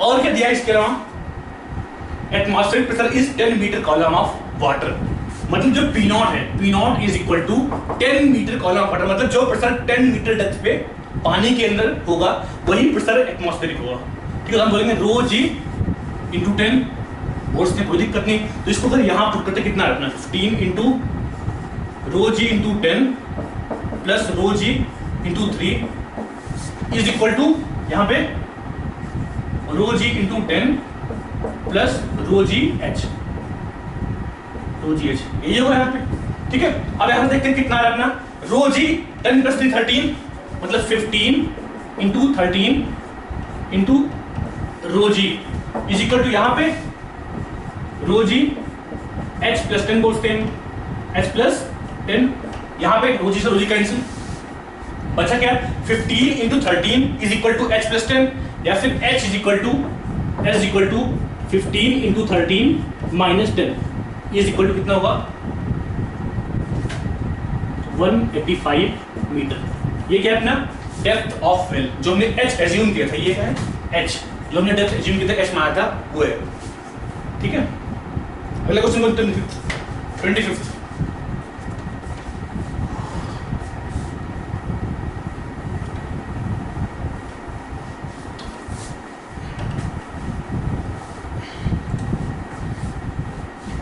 क्या अपने पास 3 वेव्स दिया है, मान लो 3 वेव्स दिया है, एक तो ओरिजिन से पास हो रही है कुछ इस तरह है, कौन सा ये अपना ए है, दूसरी क्या है यहां से पास हो रही है कुछ, मतलब जब ये मैक्सिमा उससे कुछ टाइम पहले ये मैक्सिमा गेन कर लिया कुछ इस तरह,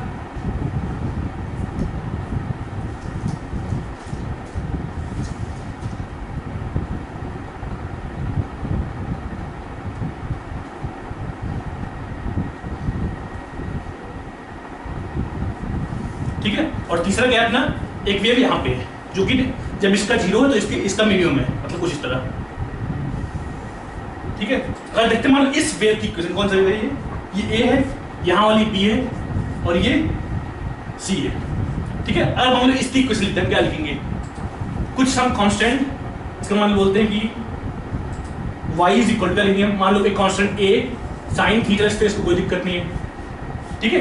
y ये a1 के लिए, b के लिए हुआ स्टार्टिंग में एक्सट्रीम पोजीशन पे है, चाहो तो इसको cos का फंक्शन लिख लो, तो हम क्या लिखेंगे y is equal to a cos theta, या फिर हम लिखते हैं is equal to a sin pi by 2 plus theta, ये किसके लिए b के लिए है, और c के लिए लिखेंगे y is equal to a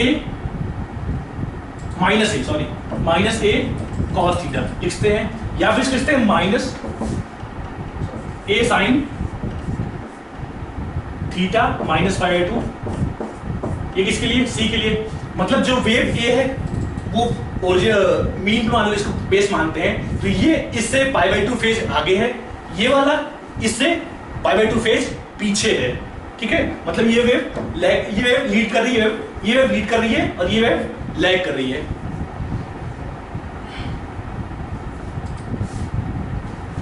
क्या है 2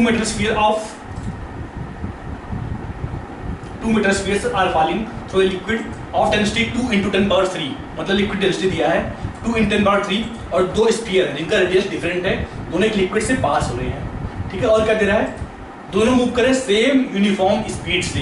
अब यूनिफॉर्म स्पीड से कब मूव करेंगे, जब दोनों के दोनों स्फीयर अपनी टर्मिनल वेलोसिटी गेन कर चुके होंगे, तभी मूव करेंगे ना यार, ठीक है। अब कब इनकी स्पीड कांस्टेंट होगी, जब नेट फोर्स 0 हो। अब नेट फोर्स 0 कब होगा, जब इसमें फोर्स दोनों बच्चे देते हैं, एक तो mg नीचे की तरफ है और कौन से फोर्स इस पे, बायरन फोर्स कितना होगा। अब चूंकि स्फीयर पानी में डिप्ड है, मतलब बायरन फोर्स Fb ऊपर, और कौन से फोर्स पे, विस्कस फोर्स पढ़ा होगा हमने, विस्कस फोर्स कितना होगा, ऊपर तरफ होगा, वेलोसिटी के अपोजिट। अगर बोल रहा है इसकी वेलोसिटी कांस्टेंट है, इसका मतलब mg is equal to f viscous plus f बायरन, यही बोलेंगे हम, ठीक है। अब क्या बोल रहे हैं इसमें, दोनों का जो स्पीड है वो सेम है, या दोनों का जो टर्मिनल वेलोसिटी है वो सेम है, ठीक है। हमें निकालना क्या है, रेशियो ऑफ दियर रेडियाई। अब दिया क्या है यहाँ पे कि स्फीयर का डेंसिटी दिया है, एक की डेंसिटी 8 into 10 power 3 और दूसरे का 11 into 10 power 3, ठीक है। मान लो इसको 1 मानते हैं, एक को मानते हैं A, एक को मानते हैं B, ठीक है। अब फर्स्ट केस देखते हैं कि हम बोलेंगे VT, यहां से तो निकालते हैं VT इज इक्वल टू कितना है अपना 2/9 r² into G rho S minus rho liquid by eta. ये है अपना, ये क्या है अपना V टर्मिनल, जो यूनिफॉर्म स्पीड से मूव कर, जो मैक्सिमम वेलोसिटी गेन कर चुका है, इससे ज्यादा स्पीड कभी गेन नहीं करेगा फील्ड में, ठीक है। VT दिया है, अब क्या दिया है पे VT1 is equal to VT2, ये दिया है ना, VT1 is equal to VT2, मतलब दोनों स्फीयर सेम यूनिफॉर्म स्पीड से मूव कर रहा है, ठीक है। हमें क्या निकालना है, रेशियो ऑफ दियर रेडियाइज, ठीक है। अगर यहाँ पे देखते हैं VT1 इक्वल टू VT2, मतलब डिवाइड करते हैं क्या मिल रहा है, R1 इंटू ये तो G कांस्टेंट कट जाएगा दोनों में, 2/n कांस्टेंट कट जाएगा दोनों में, ईटा लिक्विड का ईटा सेम होगा ना यार, दोनों के लिक्विड सेम है, और ईटा किस डिपेंड करता है, सिर्फ लिक्विड पे, स्फीयर कैसा भी हो डिपेंड नहीं करेगा, मतलब R1 into rho S minus rho liquid by eta, ये ईटा तो कैसे नहीं छोड़ते इसको, is equal to R2 row S1 बोल देते हैं इसको, मतलब फर्स्ट के लिए R2 into rho S2 minus rho liquid, बोलते हैं कोई दिक्कत, R1 स्क्वायर सॉरी, ठीक है। अब R1 कितना दिया हमें नहीं पता, निकालना है, यहां से क्या रखना, R1 बाई R2 का स्क्वायर इज इक्वल टू क्या होगा यहाँ पे, रो S2 minus rho liquid by rho S1 minus rho liquid, यही बोलेंगे हम। अब रो S2 कितना दिया है, मतलब सेकंड स्फीयर का डेंसिटी है वो कितना दिया है अपने पास, 11 into 10 power 3 कितना है, 11 माइनस ए लिक्विड कितना, 11 minus 2 into 10 power 3 divide by 8 minus 2 into 10 power 3, यहां से क्या है अपना 9/6 बोलते हैं हम, यहां से क्या है अपना R1 by R2 is equal to under root 9/6 is equal to under root 3/2, यही होगा ना यार। 27 क्या है, when a uniform wire of radius r is stretched by 2 kg weight, the increase its length is 2 mm if the radius of wire is r/2 and the other conditions remain same, the increase its length, मतलब अगर wire की radius जब r थी तो increase length delta l जो आ रहा है वो कितना रखना, 2 mm, जब रेडियस को हाफ किया गया है तो चेंज इन लेंथ कितना होगा। अगर यहाँ पे देखते हो सेम क्या है, यहाँ पे चूंकि सेम मास दो केस लटकाया गया है, दोनों ही केस में, ठीक है, दोनों ही केस में जो वेट है जिससे लटकाया हुआ है वो तो दो केस ही ना यार, एक बार ये था बाद में पतला वाले लिए मान लो, अब दोनों को सेम वेट से एक बार इससे लटकाया, ठीक है। अब बोल रहा है कि जो चेंज इन लेंथ आया वो कितना है अपना 2 mm आया, अगर एक पतले वायर से लटकाते हैं तो क्या होगा, कितना चेंज इन लेंथ आएगा, हमें क्या पता है, हम पढ़ा होगा स्ट्रेस, कौन सा क्वेश्चन 27, हम क्या पढ़े, stress is equal to young modulus into strain, पढ़ा होगा ना। ये स्ट्रेस क्या होता है अपना, force by area, F/A is equal to Y into strain, कितना स्ट्रेन क्या होता है, डेल्टा L बाई L पढ़ा होगा, डेल्टा L बाई L, यहां से क्या होता है F is equal to A Y by L into delta L, बोलते हैं। अब दोनों ही केस में वायर की लेंथ सेम है, सिर्फ रेडियस बदला है। अगर रेडियस हाफ किया तो एरिया कितना आंसर होगा? हम क्या बोलते हैं, a is equal to pi r square. अगर जब रेडियस हाफ किया मतलब a dash is equal to pi r by 2 whole square is equal to a by 4।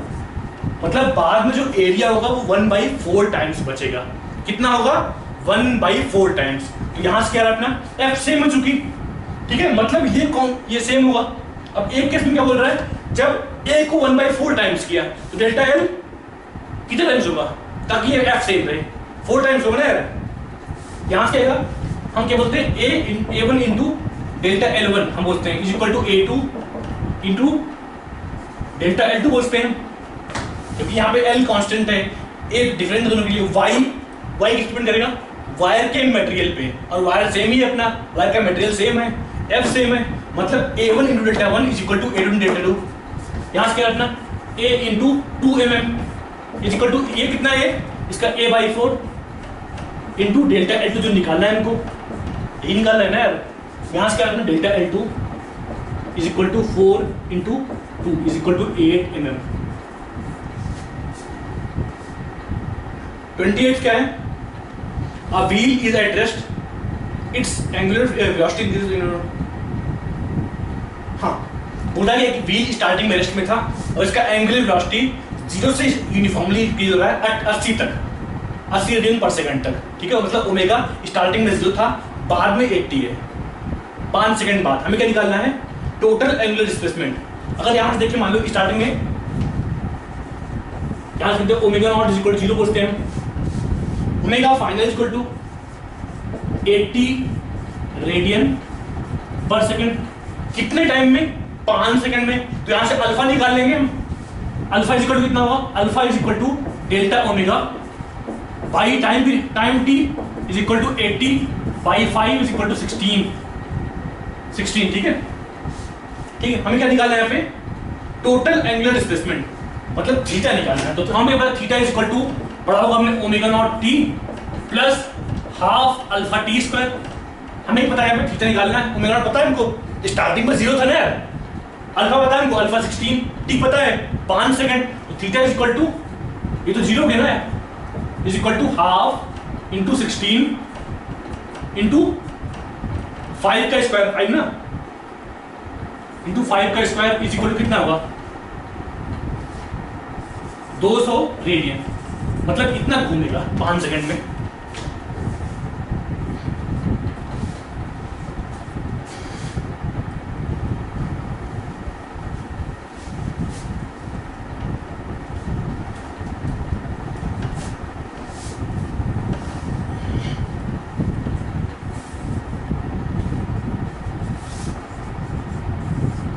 के अपने पास, हाँ, एक बंदा प्लेटफॉर्म पे खड़ा हुआ है, ठीक है, इधर से मान लो ट्रेन आ रही है, इधर से आ रही है, फिर बाद में हमें बगल से निकल गई, तो जो फ्रीक्वेंसी ग्राफ बने, जो फ्रीक्वेंसी ऑब्जर्व होगी उसका ग्राफ कैसा बनेगा ये पूछ रहा है, ठीक है। हमने पढ़ा वो डॉपलर इफेक्ट, क्या पढ़ा था Doppler effect, F is equal to F naught, यहाँ पे velocity of sound plus minus velocity of observer by velocity of sound minus plus velocity of source, ये पढ़ा हमने। यहाँ पे VS क्या है, इसको V नॉट V बोल दो, क्योंकि वेलोसिटी ऑफ साउंड है, ये कांस्टेंट होगा, ठीक है। अब ट्रेन यहाँ पे चाहे हमारी तरफ आ रही है चाहे हमसे दूर जा रही है, दोनों ही केस में वेलोसिटी ऑफ साउंड तो सेम होगी। वैरी क्या करेगा, V ऑब्जर्वर, वो तो रेस्ट में है, 0 होगा, कोई दिक्कत नहीं। वेलोसिटी ऑफ सोर्स, स्टार्टिंग में सोर्स हमारी तरफ आ रहा है, मतलब फ्रीक्वेंसी कुछ ज्यादा होगी।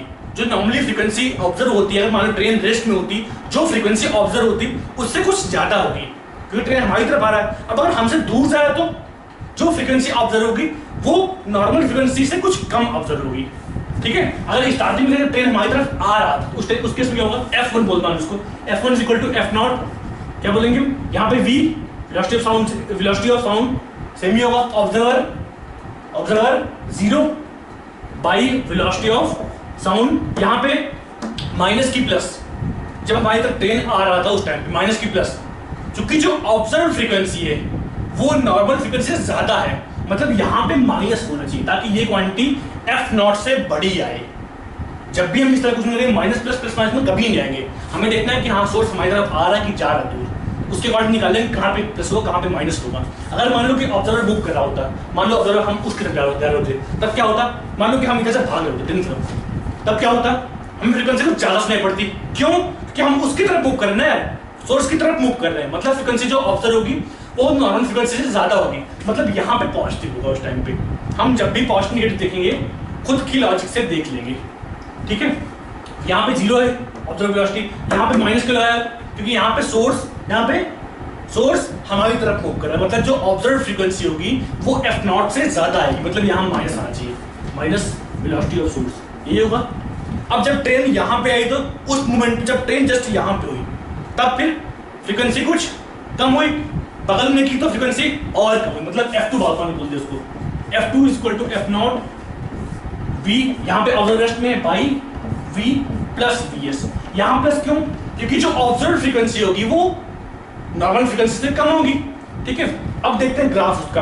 अब यहाँ पे कांस्टेंट ये भी है, यहाँ पे ये भी कांस्टेंट है, जो कि वेलोसिटी ऑफ साउंड, ये कांस्टेंट, ये कांस्टेंट, ये कांस्टेंट, ये कांस्टेंट, मतलब ये पूरी फ्रीक्वेंसी कांस्टेंट रहेगी, ये पूरी फ्रीक्वेंसी कांस्टेंट रहेगी, और जो यहाँ से यहाँ चेंज होगा वो एक डिप होगा, क्योंकि ट्रेन जस्ट पास हुई, मतलब एक डिप होगा कुछ ग्राफ, और स्टार्टिंग में कुछ ज्यादा फ्रीक्वेंसी लेकिन कांस्टेंट, फिर जब जस्ट क्रॉस हुई ट्रेन सामने पहुंची उस टाइम पे ड्रॉप होगा यहाँ और फिर यहाँ से निकल जाएगा। क्लियर है?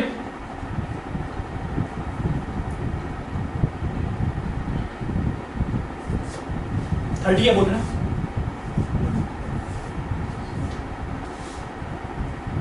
Two bodies are thrown simultaneously from a tower with same initial velocity v naught, one vertically upward and other vertically downward। एक टावर है मान लो, यहाँ से एक स्टोन ऊपर फेंक गया v स्पीड से, v नॉट स्पीड से, एक स्टोन नीचे फेंक गया v नॉट स्पीड से। हमें क्या फाइंड करना है? Distance between the two bodies after time t।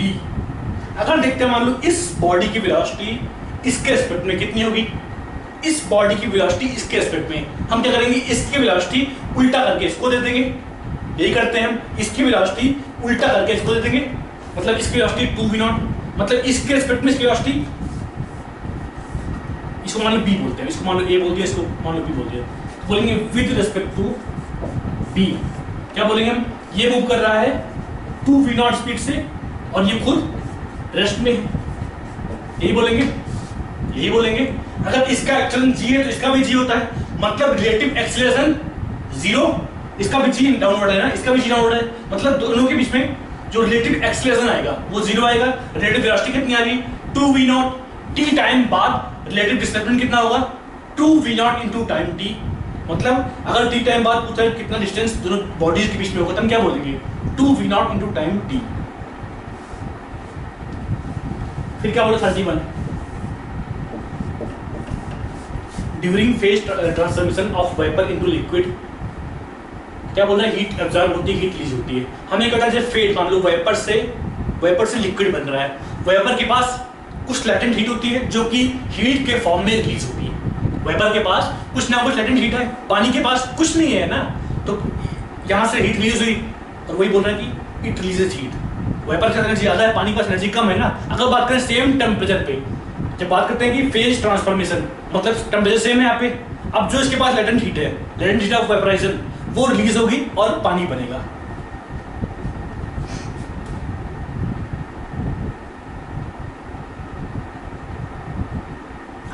बत्तीस क्या बोल रहा है, 32, distance between two consecutive crest in a wave train produced in a string is 5 metre. एक मान लो वेव, बस 32, एक वेव मान लो तुम्हारा ऐसी है, ठीक है, यहाँ पे पूरा यहाँ पर, ठीक है। अब क्या बोल रहा है, distance between two consecutive crest in a wave produced is 5 metre, मतलब यहाँ से ये डिस्टेंस जो दे रहा है ये दिया 5 मीटर। अब ये क्या होता है, ये वेवलेंथ तो लैम्डा ना, यहाँ से यहाँ तक ये दिया है, मतलब एक्सट्रीम पोजीशन से फिर एक्सट्रीम पहुंचा, मतलब ये एक वेवलेंथ हुई, मतलब यहाँ वेवलेंथ इक्वल टू 5 मीटर, ठीक है, और क्या दिया यहाँ पे, if two complete waves pass through any point in 1 second, मतलब 1 सेकंड में किसी एक पॉइंट से 2 वेव पास, मान लो यहाँ पे खड़े हमारे सामने 1 सेकंड में 2 वेव पास हुई, इसका मतलब इसकी फ्रीक्वेंसी 2 होगी। हमें निकालना क्या है, वेलोसिटी ऑफ वेव। हमें पता है velocity of wave v is equal to frequency into lambda, हमने पढ़ा होगा। फ्रीक्वेंसी कितनी, f इज इक्वल टू 2 हमने देखा, तो 2 into 5 is equal to 10 metre पर सेकंड। तो आइए डिस्कस करते हैं अगला क्वेश्चन। नेक्स्ट क्वेश्चन क्या है अपने पास, एक साइक्लिक प्रोसेस है जिसमें 4 अलग अलग प्रोसेस इन्वॉल्व है, ठीक है। ऐसा गिवन है कि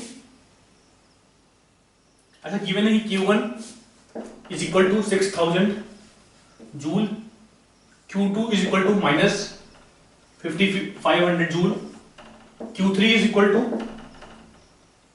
minus 3000 joule, Q4 is equal to 3500 joule, W1 is equal to 2500 joule, W2 is equal to minus 1000 joule, W3 is equal to minus 1200 joule, W4 is equal to x joule. हमें x भी find करना है यहाँ पे, ठीक है। अब मान लो एक साइकिल पर दिया, मान लो ये पीवी ग्राफ उसका, मान लेते हैं इसे पीवी ग्राफ है, ठीक है। यहां से लौटे कुछ ये 4 कुछ मान लो, 4 कुछ ही मान लो, हाँ 4 कुछ यहाँ पे है, यहां से यहां, यहां से यहां, यहां से यहां, ठीक है। जब बात करते हैं साइक्लिक प्रोसेस की, उसमें क्या 0 होता है, हम चूंकि मान लो यहां से स्टार्ट किए A B C और D यहां मान लो, ठीक है। अब अगर एक साइकिल में घूम के फिर ही लौट के आए, इसका मतलब क्या हुआ, क्या सेम रहेगा, हम हमारे पास यहां पहुंचे मतलब सेम वॉल्यूम होगा, सेम प्रेशर होगा। इसका मतलब अगर सेम नंबर ऑफ मोल्स है तो सेम टेम्परेचर भी होना चाहिए, मतलब उसका इंटरनल एनर्जी सेम होगा। मतलब जब बात करते हैं साइकिल प्रोसेस की तो उसका एनर्जी सेम होता है। इसका मतलब हम बोलते हैं Q is equal to U plus W. यार कंफ्यूज मत होना यहाँ पे, फिजिक्स के लिए हमेशा Q is equal to U plus W होता है। ऐसा क्यों होता है, केमिस्ट्री आपने शायद पढ़ा होगा, U is equal to Q plus W पढ़ा होगा। हम जब बात करते हैं फिजिक्स में तो Q क्या बोलते हैं हम, बाहर से कितना हीट दिया गैस को, U क्या है, गैस के इंटरनल एनर्जी में कितना चेंज आया, W क्या है यहाँ पे, गैस ने कितना वर्क किया। जब बात करते हैं फिजिक्स में तो गैस ने कितना वर्क किया उसकी बात करते हैं। जब बात करते हैं केमिस्ट्री में तो गैस पे कितना वर्क किया, गैस ने कितना वर्क किया उससे मतलब नहीं है, गैस पे हमने कितना वर्क किया वो केमिस्ट्री में बात करते हैं। जब बात करते हैं फिजिक्स में तो गैस ने खुद कितना वर्क किया, गैस ने खुद कितना कॉम्प्रेस किया, हम उसकी बात करते हैं, इसलिए यहां पे ऐसा है, ठीक है। अब इसका मतलब हम बोलते हैं हाँ 4 अलग अलग प्रोसेस मान लो, Q1 इक्वल टू ऐसे बोलते हैं Q2 is equal to U2 plus W2, Q3 is equal to U3 plus W3, Q4 is equal to Q4 plus W4। बोलते कोई दिक्कत नहीं, चारों अलग अलग प्रोसेस के लिए। अब अगर इन चारों को सम करते हैं तो हमें क्या मिलेगा, U1 plus U2 plus U3 plus U4 इधर मिलेगा, जिसका समेशन 0 होता है। इसका मतलब Q1 plus Q2 plus Q3 plus Q4 is equal to W1 plus W2 plus W3 plus W4। बोल सकते हैं अगर यहां से अपने वैल्यूज पुट करेंगे तो कितना आएगा अपना, जो भी आ रहा है आपने लिखा हुआ है W4, यहां से अपना आ रहा है, यहां से क्या है अपना W4 is equal to 700 joule. Values put कर देखना कि हाँ Q1 यहां पे, Q2 यहां पे, Q3 यहां पे, Q4 यहां पे, विद साइन पुट करना, ठीक है। उस टाइम पे क्या पुट करना, W4 क्या है अपना जो निकालना है हमें, x जूल जो है वहां पे x की वैल्यू कितना आएगी 700 जूल, ठीक है। और क्या निकालना है इसमें, ईटा निकालना है। ईटा क्या होता है, इफिशियंसी ऑफ साइकिल। इफिशियंसी निकालते कैसे हमें, ईटा कितना होता है, eta is equal to W/Q बोलते हैं। W क्या है पे, गैस ने उस पूरी साइकिल में कितना वर्क किया, Q क्या है, Q हमने सिस्टम को कितना हीट दिया, अगर सिस्टम ने रिलीज किया है, अगर Q किसी भी प्रोसेस में नेगेटिव आ रहा है उसका मतलब गैस ने वहां पे हीट रिलीज किया है, हम उसको काउंट नहीं करेंगे जब निकालते हैं अपन इफिशियंसी। मतलब बाहर से कितना हीट दिया, अगर मान लो कुछ हीट रिलीज हो गई है तो हीट के फॉर्म में निकल जाएगी ना, हम रिसीव थोड़ी कर पाएंगे उसको, इसलिए जो हीट देते हैं सिर्फ वो वाला हीट यहां पे आता है। तो यहां पे W कितना है अपना, टोटल W कितना है, W मतलब W कितना है, ये W कितना आएगा 2500 माइनस 1000 माइनस 1200 प्लस 700 कितना आएगा, कितना आएगा, W total is equal to W1 plus W2 plus W3 plus W4 कितना आएगा ये 1000 जूल ये आएगा। ठीक है, और Q कितना आएगा, अगर मान लो हम करते हैं Q को हम करते हैं ये दोनों ये चारों, यहां पे ये वाला Q निगेटिव है, इसका मतलब क्या हुआ कि गैस उस प्रोसेस में हीट रिलीज कर रही है, गैस ने हीट एब्जॉर्ब नहीं किया, हमने गैस को हीट दिया नहीं, गैस ने हीट रिलीज किया है। अगर बात करें यहां पे और यहां पे तो क्या हो रहा है, यहां पे हमने बाहर से हीट दिया गैस को, जो हमने हीट दिया सिर्फ उसको यहां पे लेते हैं इफिशिएंसी निकालने में, क्योंकि वही तो मैटर करता है हमारे लिए ना। तो हम यहां क्या बोलेंगे 1000 डिवाइड बाय कितना 6000 प्लस 3500 मतलब 9500 इनटू 100 जो भी आएगा कितना आएगा 7% के आसपास आएगा, कुछ कितना आ रहा है 10.5%। ये क्या है अपना इफिशिएंसी ऑफ साइकिल। वैसे तो हम चाहते हैं ऑप्शन में, ऑप्शन देख के अगर कुछ ये भी निकलता ना, कहां गया ये भी निकल जाता, तब कितना आंसर एक ही आता, ऑप्शन में एक ही है। तो जब भी एग्जाम में देखेंगे दोनों पूरा सॉल्व नहीं करना है, अपन देखें W4 700 जूल आया, वहां से टिक कर देंगे।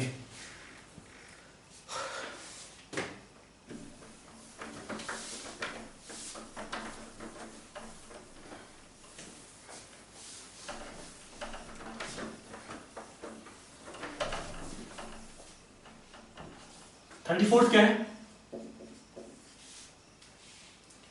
दो स्फेरिकल स्फीयर के पास, एक का रेडियस बोल दिया हमने r, एक का 2r बोल दिया मान लो।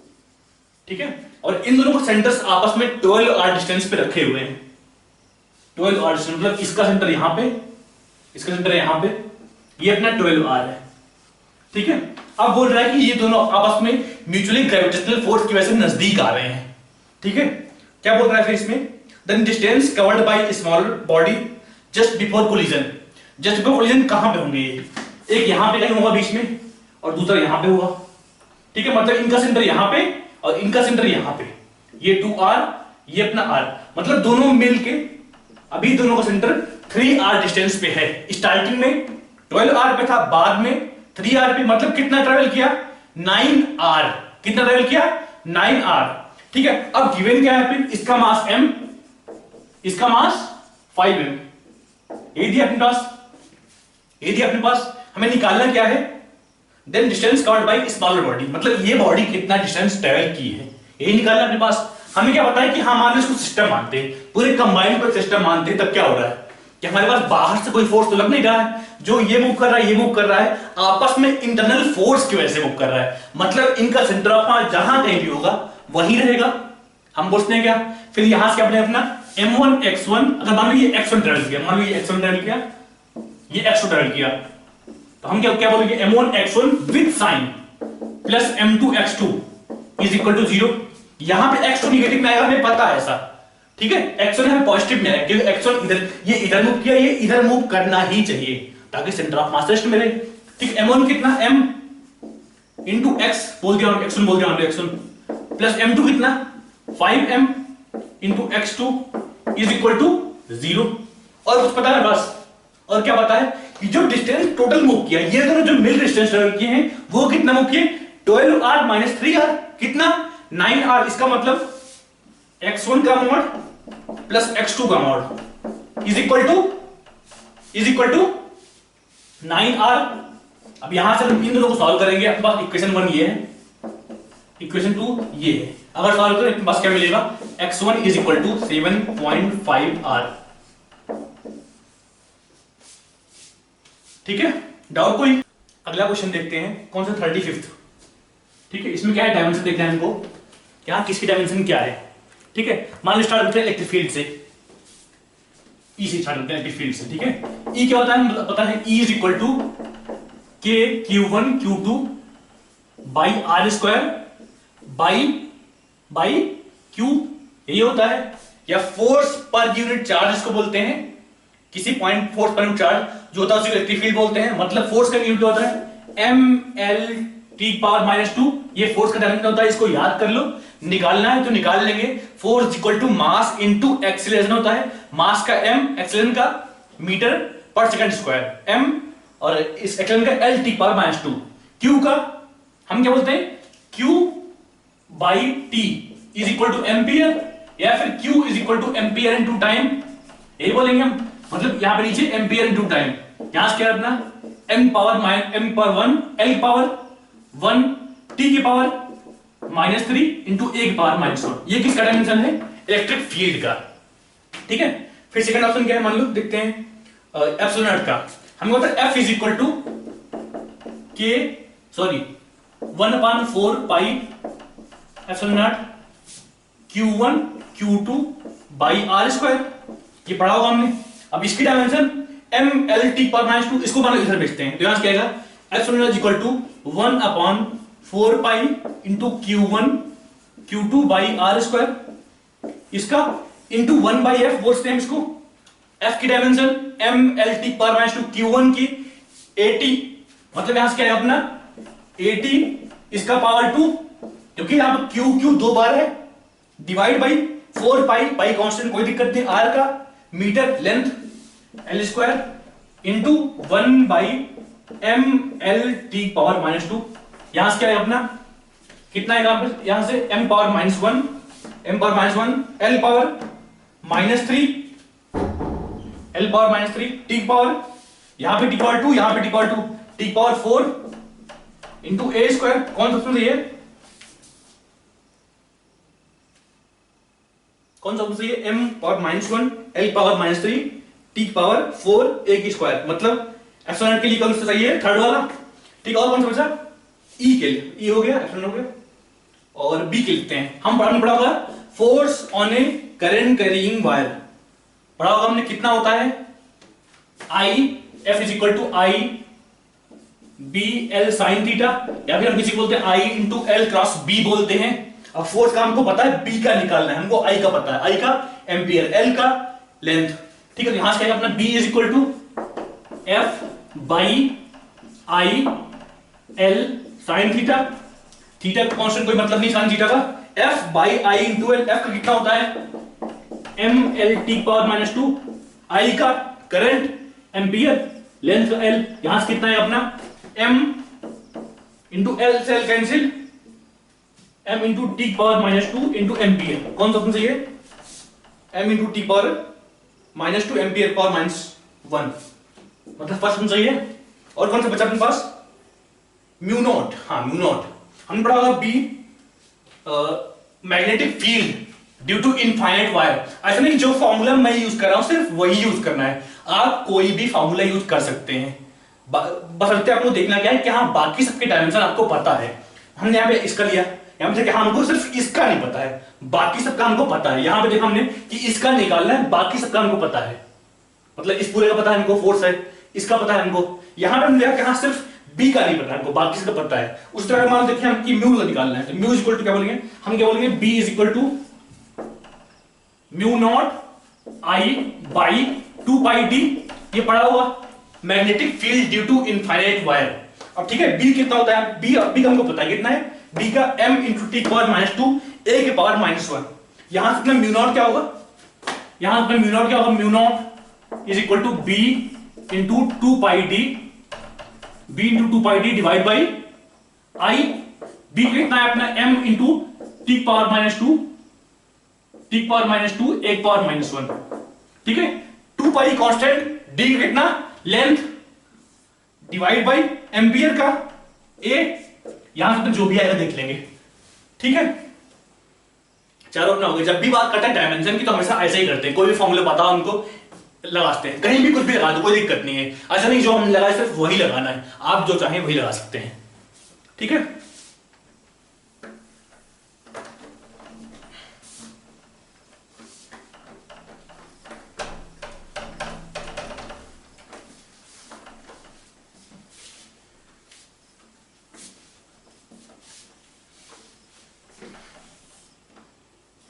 अगला क्वेश्चन क्या है, एक पुली है अपने पास इस तरह कुछ, कौन सा है 36।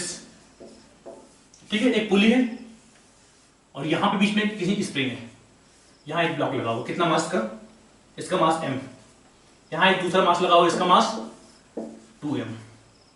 ठीक है, अब बोल क्या रहा है कि स्टार्टिंग में स्प्रिंग नेचुरल लेंथ में है, मतलब यहां पे अपना फोर्स कौन कौन से है, यहां पे एक फोर्स यहां पे नीचे mg, यहां पे 2mg, अब बोल रहा है स्प्रिंग स्टार्टिंग में नेचुरल लेंथ में, इसका मतलब यहां पे हमने mg फोर्स लगाया हुआ और यहां पे 2mg, ताकि ब्लॉक्स रेस्ट में रहे और स्प्रिंग नेचुरल लेंथ में रहे, अदरवाइज स्प्रिंग नेचुरल लेंथ में नहीं रहेगा। ठीक है, अब क्या बोल रहा है कि जब ब्लॉक को रिलीज किया गया है, ये बोल रहा है ना, find out the acceleration of both the blocks just after release. अब ब्लॉक को रिलीज किया गया, फोर्स कौन से हैं? स्प्रिंग फोर्स है, जस्ट रिलीज करने के बाद स्प्रिंग फोर्स आएगा यहां पे। सोचो एक बार क्या होता है, स्प्रिंग फोर्स कैसे वर्क करता है? जब तक स्प्रिंग खींचा ना हो तब तक कोई फोर्स नहीं लगाता। स्प्रिंग हमेशा आलसी होता है, इसको याद कर लो, फीड कर लो कि स्प्रिंग बहुत आलसी होता है, जब तक उसको खींच के ना रखो तब तक वो फोर्स नहीं लगाएगा। ठीक है, अब यहां पे बोल रहा है स्प्रिंग स्टार्टिंग में नेचुरल लेंथ में है, मतलब इस पे सिर्फ mg फोर्स लग रहा है। जो फोर्स मैंने लगा रहा था mg, उसको हटा दिया। एक्सटर्नल फोर्स कितना आया? इस पे mg, इस पे 2mg। टेंशन है यहां पे? नहीं, टेंशन क्यों आएगा यार?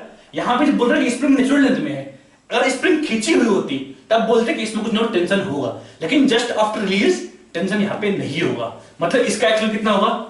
नीचे g, इसका नीचे g। क्लियर है? समझ में आ रहा है कि टेंशन क्यों नहीं आ रहा है? समझ में आ रहा है ना? डाउट तो नहीं? पक्का? हम क्या बोल रहे हैं कि ये अगर खींचा होता मान लो तब ये फोर्स लगाता। अगर ऐसा बोल रहा है कि स्टार्टिंग में नेचुरल लेंथ, मतलब इसको हमने लिफ्ट किया हुआ है, यहां पे हमने mg फोर्स लगाया, यहां पे 2mg फोर्स लगाया और दोनों को रेस्ट में रखा हुआ है ताकि स्प्रिंग नेचुरल लेंथ में रहे। अगर स्प्रिंग खींचा हुआ होता तो कुछ ना कुछ टेंशन यहां भी आता। क्लियर है?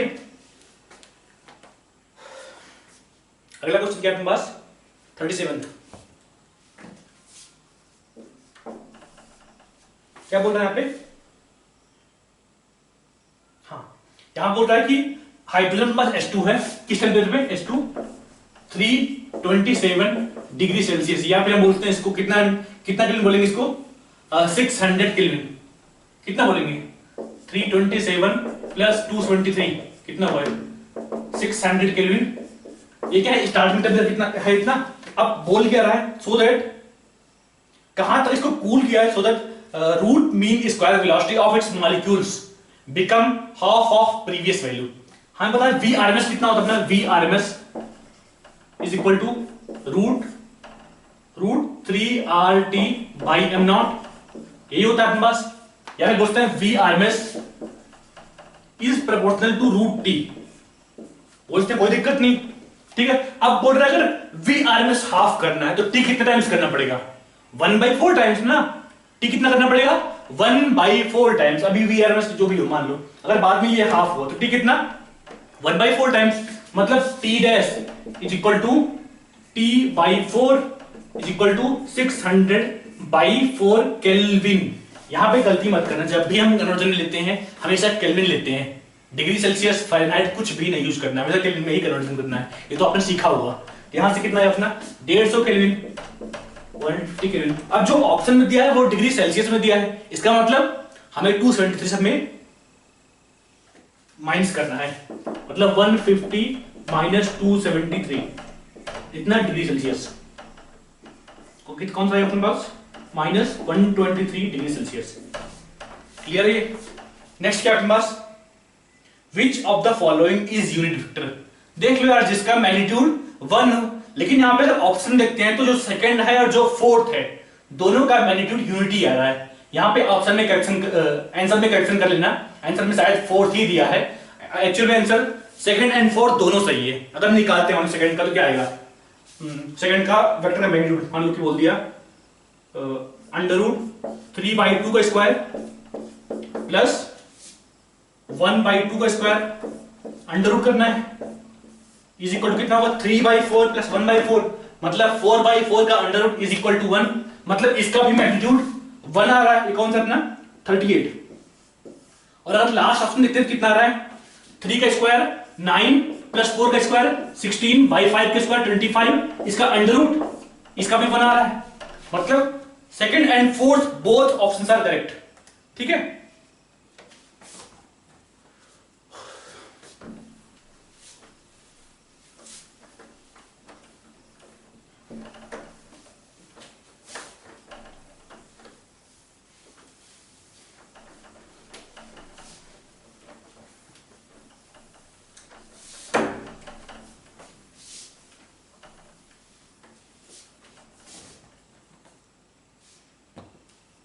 अगला क्वेश्चन क्या है, a body is thrown with a velocity equal to n times escape velocity.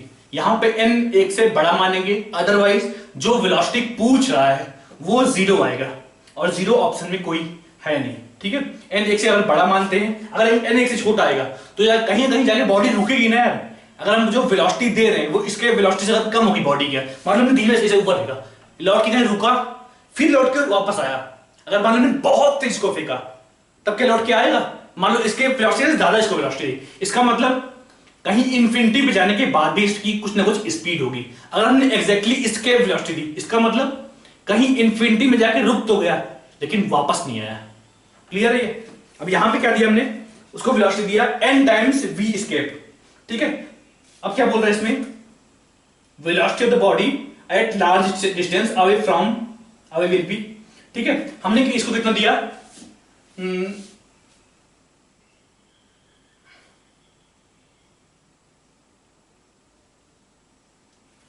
हम क्या बोलेंगे इसको, इसके वेलोसिटी कितना क्वेश्चन है ये 39।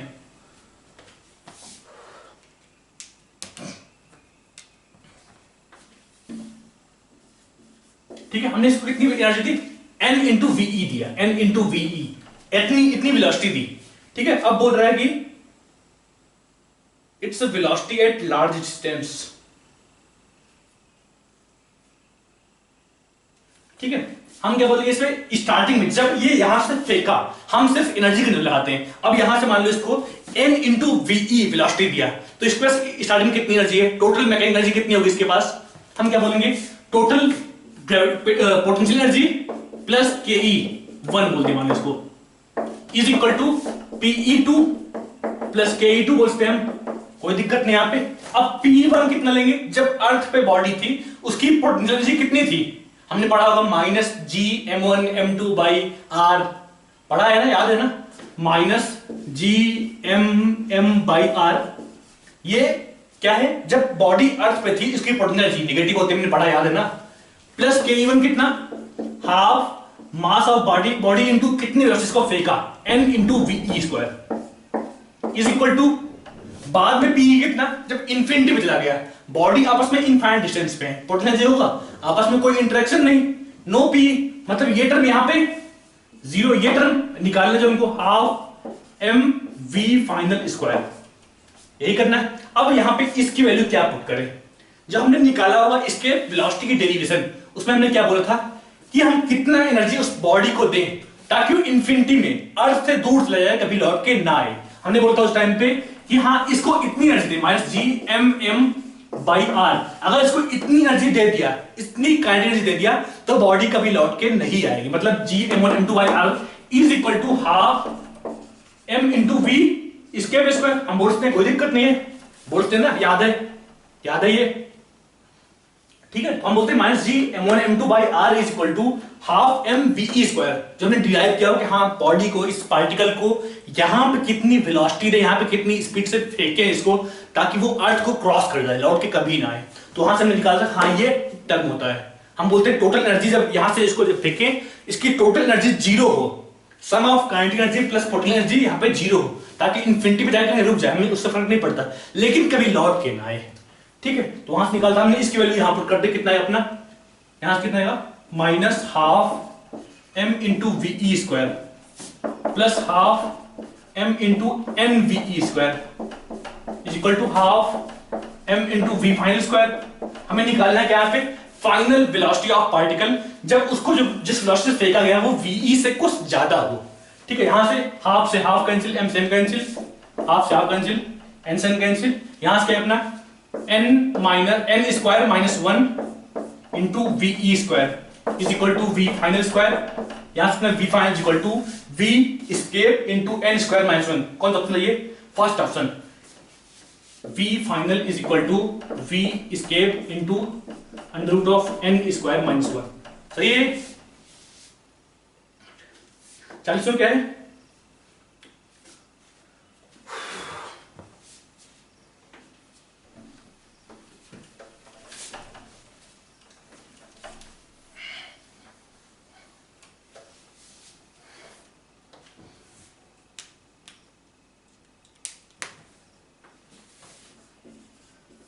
40 होंगे आपके पास। A rupee coin starting from rest roll down a distance of 1 meter on a plane inclined at an angle of 30 degree with horizontal। एक इंक्लाइन प्लेन है जो कि 30 डिग्री पे इंक्लाइंड है और यहां पे एक कॉइन को रिलीज किया गया, मान लो यहां पे एक कॉइन को रिलीज किया गया है। कॉइन क्या मानेंगे, कॉइन को क्या मानेंगे, डिस्क मानेंगे ना यार। मतलब इसका आई कितना लेंगे, moment of inertia about centre of mass mr²/2। ठीक है, अब क्या बोल रहा है इसमें क्वेश्चन में, जब उसको इंक्लाइन किया है 1 मीटर का डिस्टेंस ट्रेवल किया है, कितना टाइम लेगा, कैसे निकालेंगे। हमें क्या पता है कि हाँ s कितना, यहाँ पे s is equal to 1 metre. ठीक है, हम लगाना है कि s is equal to u कितना इसका 0, s equal to ut plus मान लो हाफ at² लगाना है। t हमको निकालना है, ये टर्म 0 होगा। s पता है हमको 1 मीटर इज इक्वल टू ये 0 हाफ at², t निकालना है अपने को। मतलब अगर एक्सेलरेशन इसका मिल जाए तो अपना काम हो जाएगा। अब एक एच निकालें, हमने पढ़ा होगा डिस्क के लिए, यहां से बोलते हैं कि हाँ इसके अबाउट इस एक्सिस के अबाउट टॉर्क लगाते हैं, यहाँ पे बोलते हैं कि हाँ mg sin theta into r is equal to moment of inertia about this axis into alpha. वहां से अपना जो भी डेरिवेशन किया था वहां से अपना आया था a is equal to g sin theta by n+1। ये हमेशा बोलता हूं कि हाँ ये रटा होना चाहिए। यहां पे n क्या है, जब बोलते हैं मोमेंट ऑफ इनर्शिया इसका सेंटर ऑफ मास का जो मोमेंट लिखते हैं हम इसका लिखते हैं कि हाँ हाफ mr²। जो ये हाफ है ये टर्म अपना n है, डिस्क के लिए हाफ और रिंग के लिए 1। ठीक है, या फिर कौन सा बचा, रिंग के लिए 1 और कौन सा बचा सॉलिड स्फीयर के लिए 2/5। तो n उसी अकॉर्डिंग पुट कर देंगे, हमेशा के लिए याद होना चाहिए। हम कई बार नीट में उतना टाइम मिलता नहीं है तो टाइम बचाने की कोशिश करेंगे। ठीक है, तो यहां पे क्या रखना है, a इज इक्वल टू कितना आएगा, a is equal to g कितना 10 sin 30 into n by n कितना 1/2 प्लस 1 ये यार अपना, इसको हमने लिखा 3/2 लिखते हैं इसको 3/2। ठीक है, अब यहां से जो भी a आएगा, यहां पे जो भी a आएगा उसको लेंगे यहां से, यहां पुट करेंगे। ऑल्दो कैलकुलेशन थोड़ा सा टफ बनेगा अगर g की वैल्यू, यहां पे g कितना बोल रहा है, g 9.8 लेना है, 9.8 तो और टफ बन जाएगा, फिर 9.81 और टफ बनेगा। जो भी यहां से a आएगा उसको यहां पुट करेंगे, अपने को डायरेक्टली आंसर मिल जाएगा जो भी आ रहा हो। 0.7 के आसपास सब कुछ आता है। यहां से कितना आएगा 0.7 समथिंग आएगा, इज इक्वल टू टी निकालना खुद से। नेक्स्ट क्या अपने पास, a volume of gas at 20 degree Celsius is 200 ml if the temperature is reduced to -20 degree Celsius at constant pressure। यहां पे P कांस्टेंट है, कौन सा ये 41th क्वेश्चन। अब अगर बोल रहा है प्रेशर कांस्टेंट मतलब V1/T1 is equal to V2/T2, यही होगा। V1 कितना बोल रहा है 200 ml, किस टेम्परेचर पे 20 डिग्री सेल्सियस। यहां से अपना V1 कितना बोलेंगे 200 ml बोल दिया। T1 कितना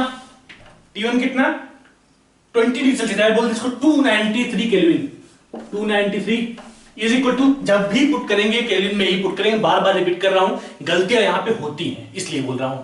ठीक है, V1/T1 is equal to V2 कितना जो निकालना है V2/T2 कितना -20 डिग्री, कितना लेंगे 273 -20 कितना हुआ 253।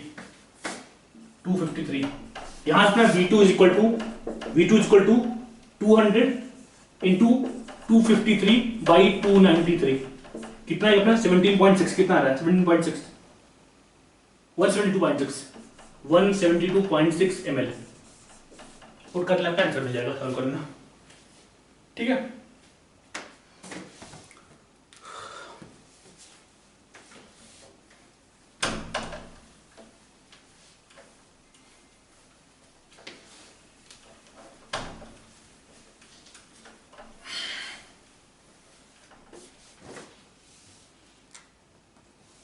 अगला क्वेश्चन क्या है मास 40। A stone of mass m is tied to a string is moved in a vertical circle of radius r making n revolution per minute। Although अगर देखें तो यहां पे इसका स्पीड लगातार वेरिएबल होगा। अगर हम क्वेश्चन को एग्जैक्टली सॉल्व करें तो अपना आंसर इस ऑप्शन में से कोई नहीं मिलेगा। क्यों, कि स्पीड तो हर पॉइंट पे इसकी बदल रही है। अगर हम देखें यहां स्पीड अलग, यहां स्पीड अलग, यहां स्पीड अलग, लेकिन अगर बात करें एवरेज स्पीड की तो कितना होगा n रिवोल्यूशन पर मिनट। मतलब अगर मान लो एक पेंडुलम मान लो इसे, इसको हम घुमा रहे हैं, यहां पर कितना नीचे mg ऊपर टी, हम क्या बोलते हैं, T minus M G is equal to M V square by R, या फिर बोलते हैं इसको M omega square into R, यही बोलते हैं। या फिर T is equal to M G plus M omega square R, यही पूछ रहा है। टेंशन कितना होगा जब अपना स्टोन लोअर मोस्ट पॉइंट पे है, मतलब T is equal to M G plus M omega square R. हमें निकालना क्या है, यहाँ पे ओमेगा निकालना है, क्योंकि हाँ ओमेगा निकालना, क्योंकि मास के टर्म में आंसर दिया है। अब ओमेगा कैसे निकालेंगे, बोल रहा है एन रिवोल्यूशन पर मिनट, मतलब ये एन चक्कर लगा रहा है एक मिनट में, मतलब एन इंटू 2 पाई, इतना एंगल कितने टाइम में घूमा, एक मिनट में 60 सेकंड, मतलब ओमेगा इज इक्वल टू इतना बोलते हैं ओमेगा, यहां से इसको पुट किया यहां पे is equal to M G plus omega square, मतलब इसका स्क्वायर एन पाई बाई 30 का स्क्वायर इंटू आर, यही बोलेंगे हम। जो भी हम सॉल्व कर लेंगे अपना आंसर मिल जाएगा। ये कौन सा अपना है 42, ठीक है। 43rd कैसा हुआ, अपने पास 4 स्टोन्स हैं जो कि एक रेगुलर स्क्वायर में रखा हुआ है, एक स्टोन यहां पे, एक यहां पे, एक यहां पे, एक यहां पे। हमें निकालना है moment of inertia about this axis, यही निकालना है। अगर बोल रहा है कि स्टोन को पॉइंट मास मानेंगे, क्योंकि स्टोन का रेडियस डायमेंशन इस लेंथ की कंपेरिजन में बहुत छोटा है, मतलब इसका मोमेंट ऑफ इनर्शिया 0, इसका 0, इसका कुछ होगा जो निकालेंगे हम, ठीक है। अब अगर देखते हैं ये डिस्टेंस कितना होगा, डिस्टेंस तो यही लेना है, डिस्टेंस ये लेंगे, कौन सा लेंगे, डाउट तो नहीं किसी को कि हाँ डिस्टेंस सब ये क्यों नहीं लिया, इसको क्यों नहीं लिया। जब भी बात करते हैं एक्सिस से डिस्टेंस की, तो हमेशा परपेंडिकुलर डिस्टेंस ही लेते हैं, मतलब ये डिस्टेंस यहाँ पे ये राइट एंगल पे होना चाहिए। अगर ये पूरा कितना होता है a√2 उसका हाफ, मतलब a√2/2 बोलते हैं इसको, a√2/2, ठीक है। मतलब हम इसका i कितना होगा, i is equal to 2 into 2, क्यों, क्योंकि दो पार्टिकल, एक पार्टिकल यहां पे, एक पार्टिकल यहां पे, इन दोनों का मोमेंट ऑफ इनर्शिया 0 हो गया। हमें इन दोनों को निकालना है 2 इंटू m जो इसका स्क्वायर हो, मतलब a√2/2 का होल स्क्वायर, मतलब a²/2 बोलते हैं इसको, कोई दिक्कत नहीं। यहां से क्या अपना ma² is equal to ma²।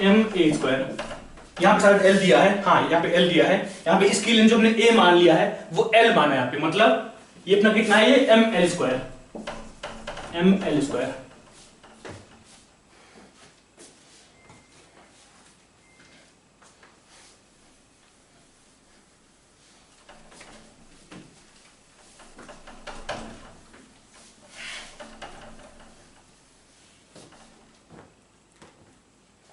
अगला कौन सा अपने पास इक्वेशन दिया है, y is equal to 44, y is equal to y0 sine kx plus omega T, यही है यहाँ पे, ठीक है।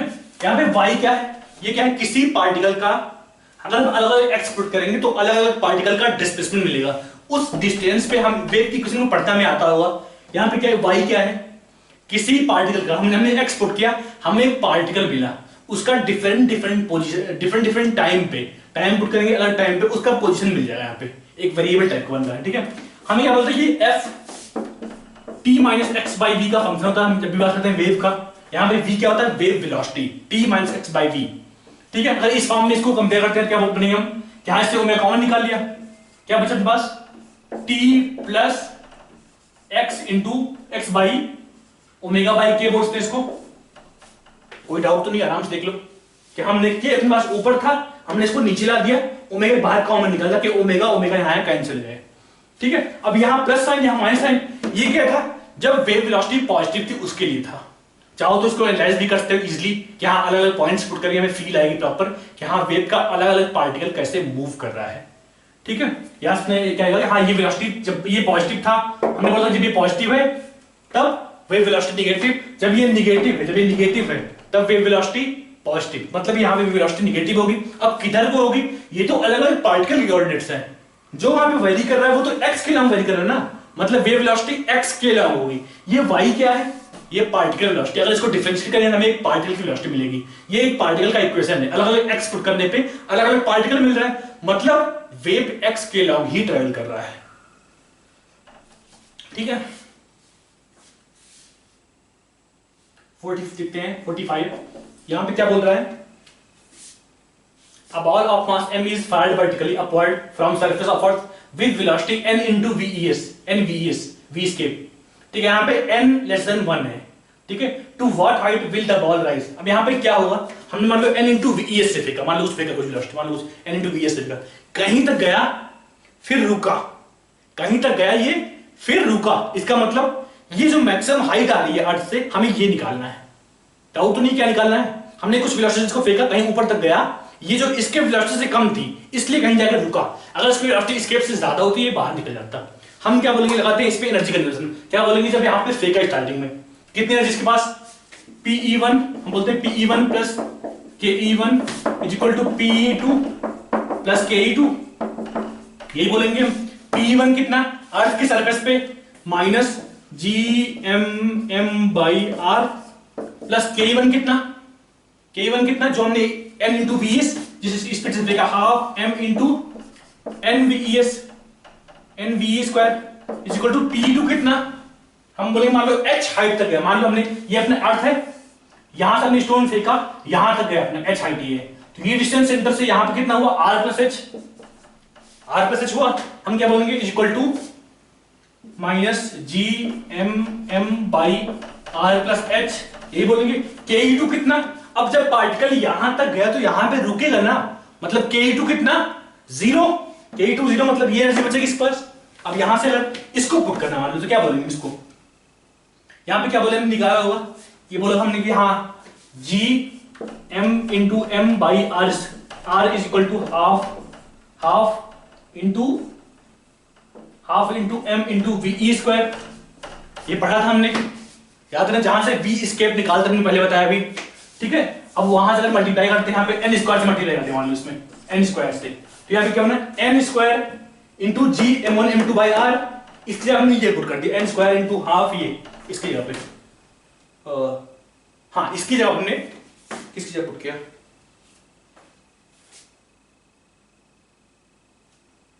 हाँ इसकी जगह पुट कर दिया हमने, half m into V square into n square कर दिया यहाँ पे, हाफ इंटू ये, अब यहां से क्या बचेगा अपने पास, minus Gmm by r plus G capital M small m by r into n square is equal to minus Gmm by r plus h, यही होगा।